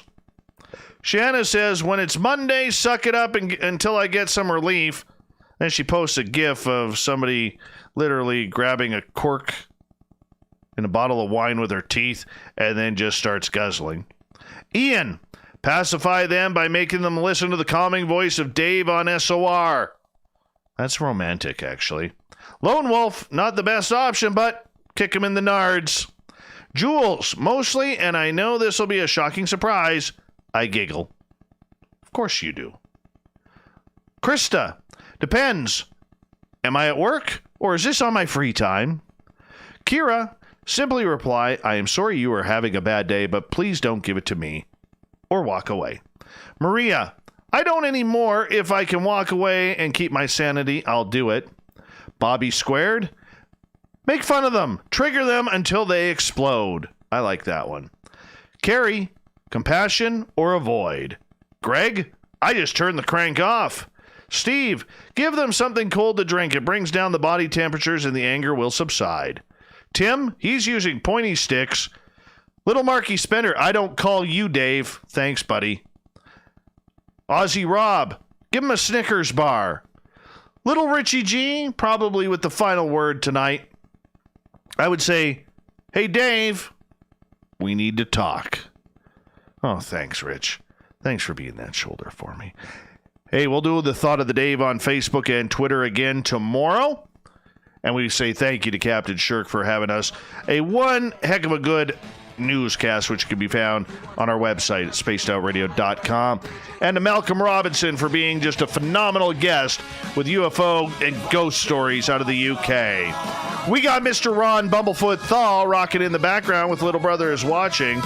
Bumblefoot is the official music of Spaced Out Radio, rocking us in and out of every single show. Get your horns up for the guitar god himself. Special thanks to everybody listening in at home, in your cars, at work, wherever you may be. Thank you to everyone participating in our chat rooms on Spreaker, YouTube, LGAB, Revolution Radio, Facebook, the Space Travelers Club at our website, and all the Snarkers and Snarkheads hanging out at hashtag Spaced Out Radio on Twitter.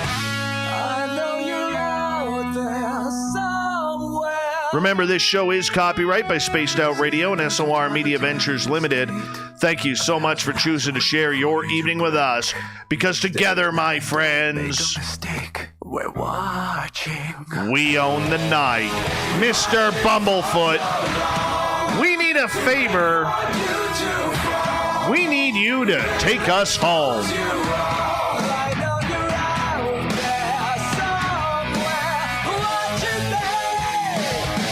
The Woo train has docked for the night, but tomorrow, my friends, we shall ride again.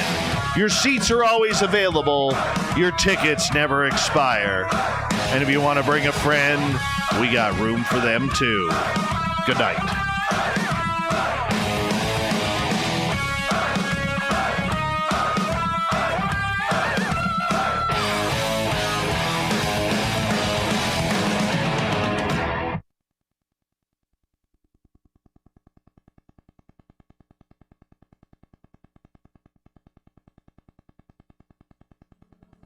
That's a good show tonight.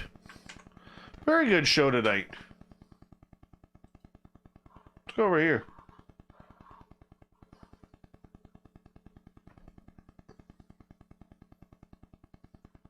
Do do do do. Do do do do. Do do do do do do do. Do do do. Hey, hey, hey, hey, hey. Do do do do.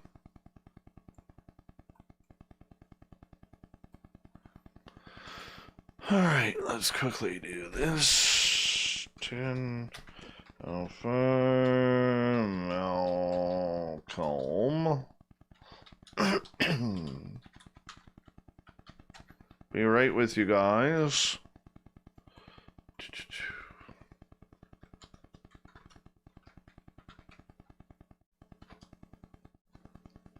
There we go. One hill, how long, wait for you to fall.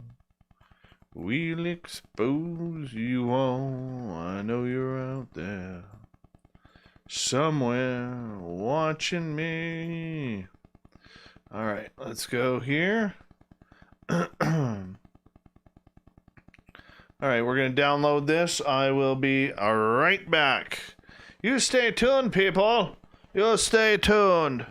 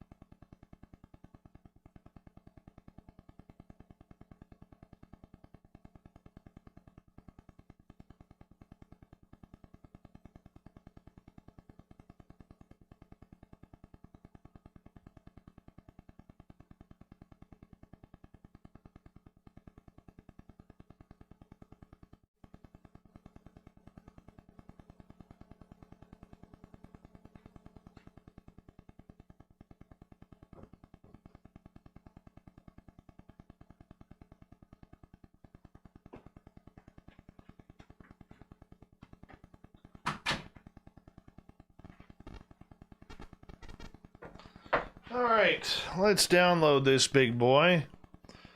And let's get the editing started, shall we? Let's... What did I miss?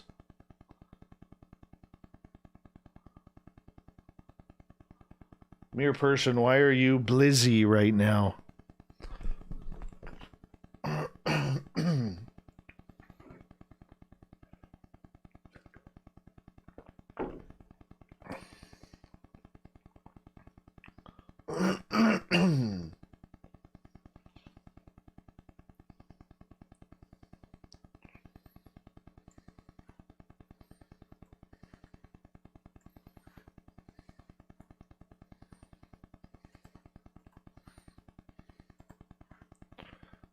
There's section 1 right there. Remove that over a little bit. There we go. Copy. Paste.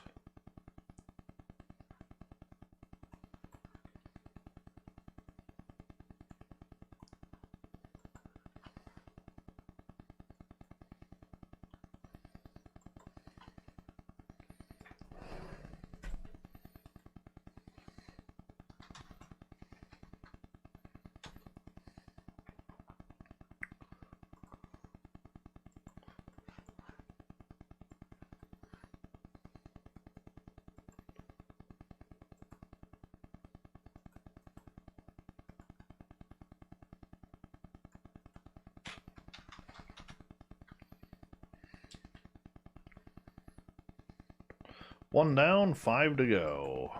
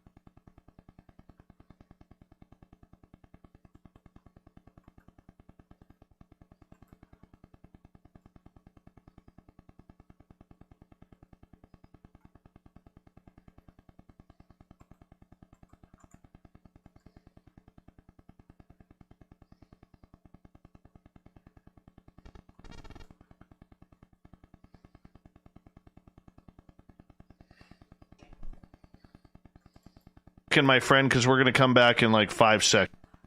Pick up. All you have to do.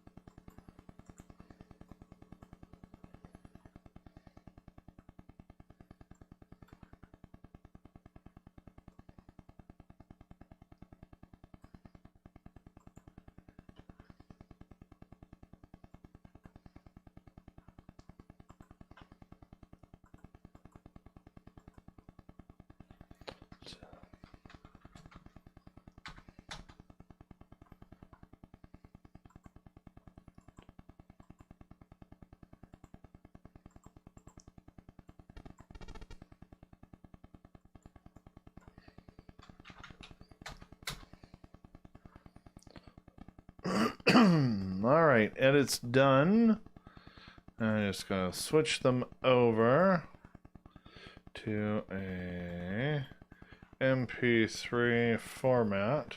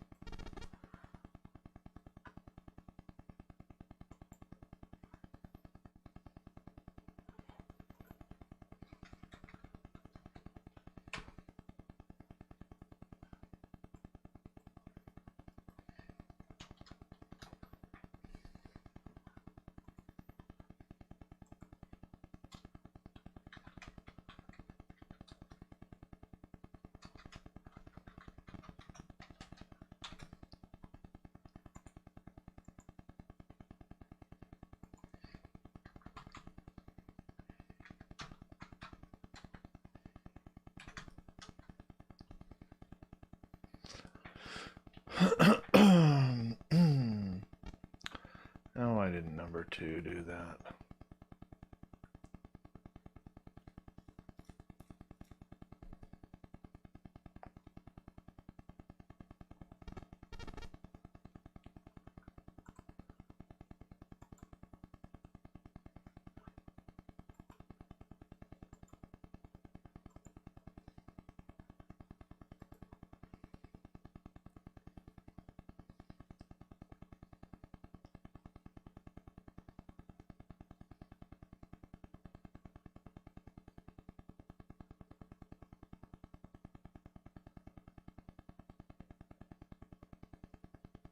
I was at the hockey rink today.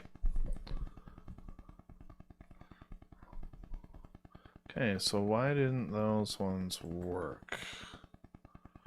So let's go like this to remove them all. Remove those. So let's go like, we need number 6. We need number, oh, wrong one. Remove, we need number 6 of this one. And we need number 2 of this one. Convert them.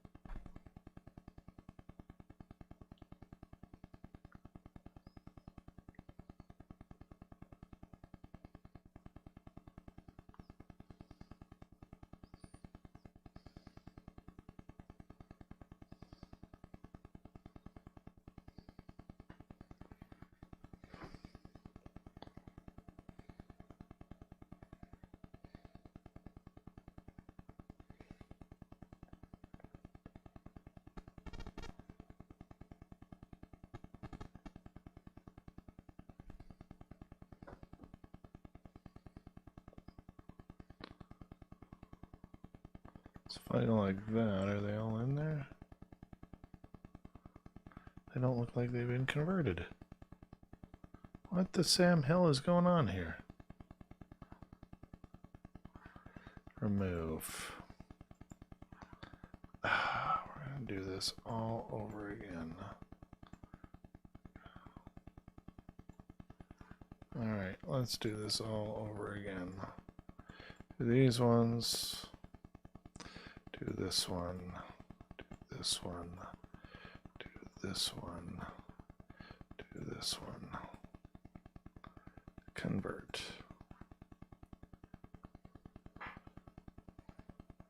I didn't go on the ice. My son was on the ice today. I was just raising shit at the rink, though, because of their stupid COVID rules. It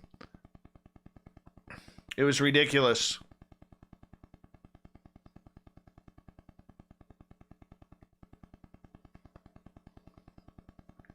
The paranoia at the hockey rink was large.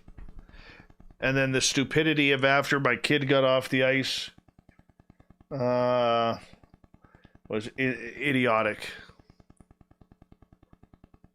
Have I ever left gifted marbles? Yes. Yes, both sites have marbles there.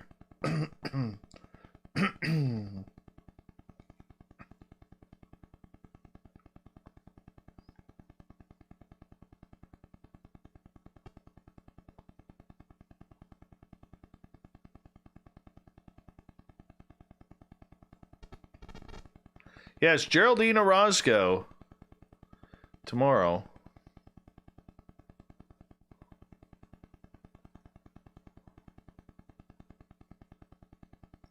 Not really. Not really. I may shut down my one gifting site.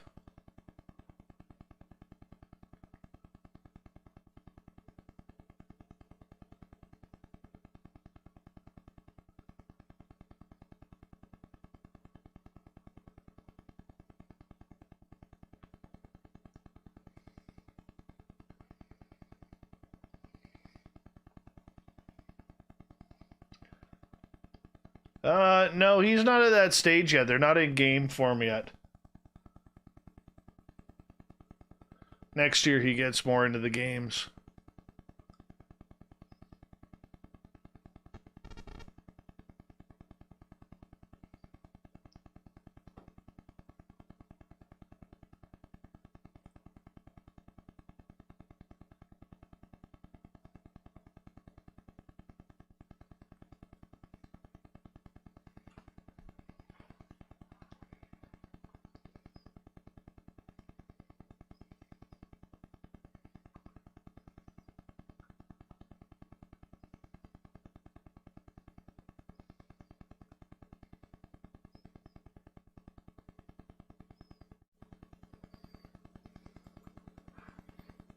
Unless they're staying in that form. Well, try it out. See if it works. Alright, get your verification codes ready here, people. Because we're almost at that time of the night where we must verify. We must verify.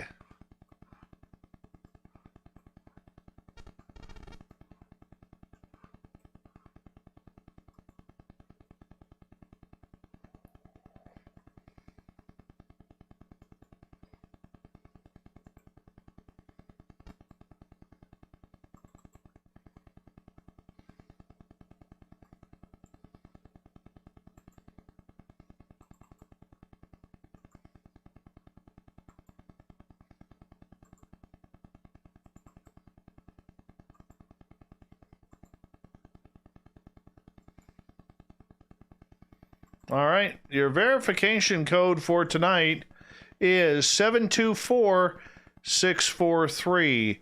That's 724-643. Use it wisely, because we need to verify.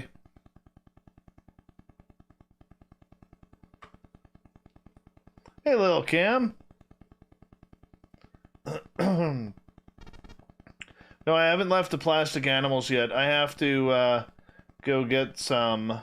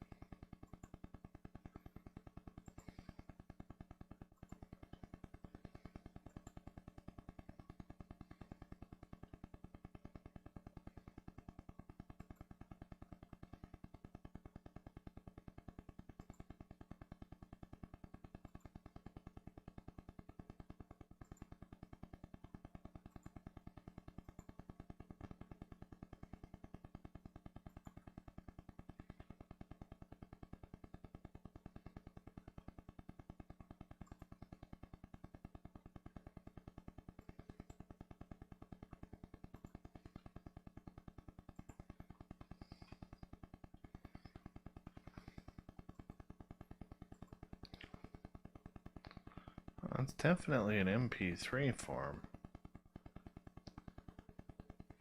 It's moving that fast.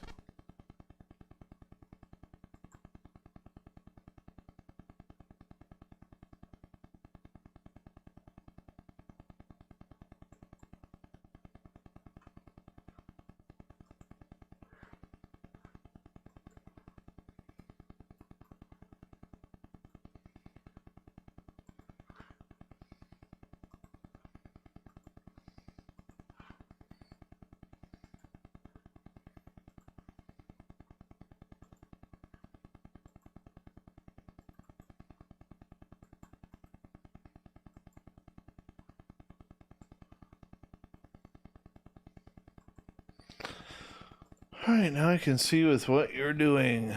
Alright, what do we got here?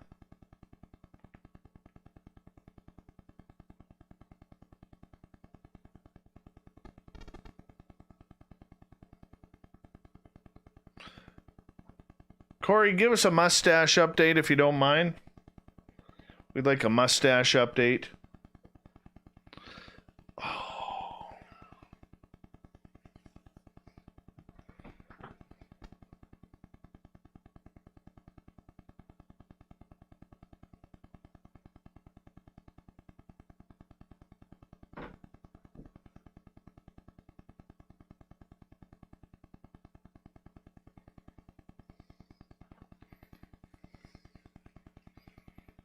Oh, that's relaxing.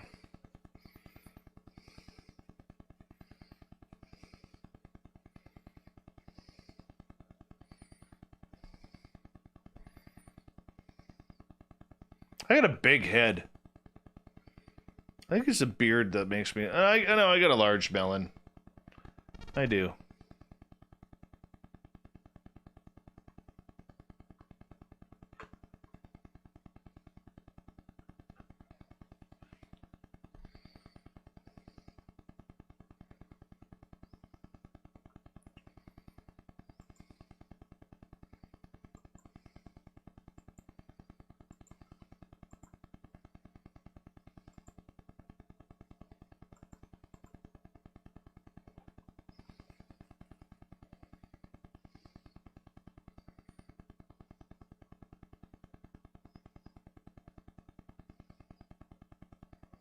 I hate that. I got that problem right now, too.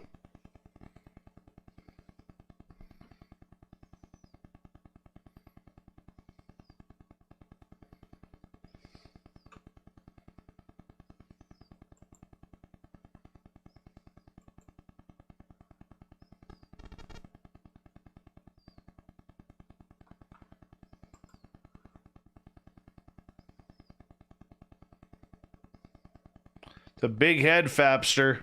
It's a big monster head.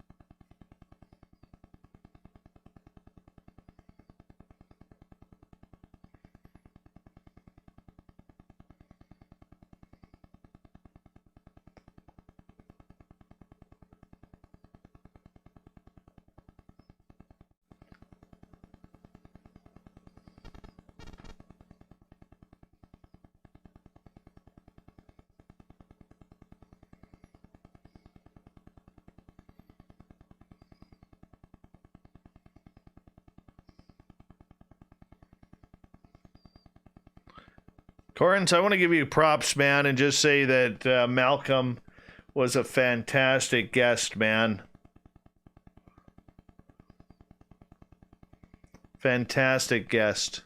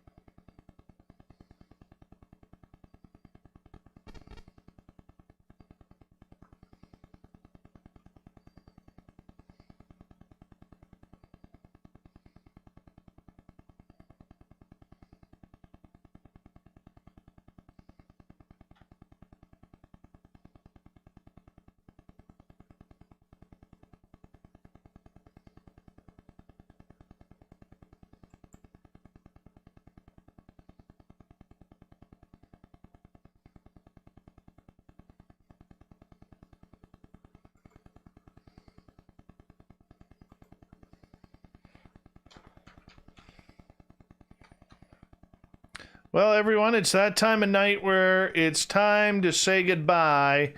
Geraldine Orozco and the Spiritual You is up for tomorrow. And we love our Geraldine around here.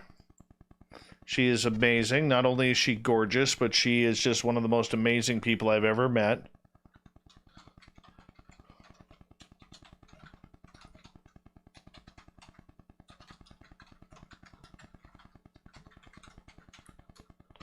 And I know she looks forward to chatting with you guys each and every night. So I will say, oh, she's already responding. And I will say a good night to all of you in YouTube land. Remember, a great way to support what we do on this show is make sure you share the show. Hit that subscribe button if you haven't already. And much love to all of you. And follow us on Twitter at Spaced Out Radio, on Instagram at Spaced Out Radio Show, all over Facebook. And yeah, I will chat with all of you guys tomorrow. I'm going to bed. I'm tired. So I know you guys will understand. And yeah, we'll see you then. Good night, everyone.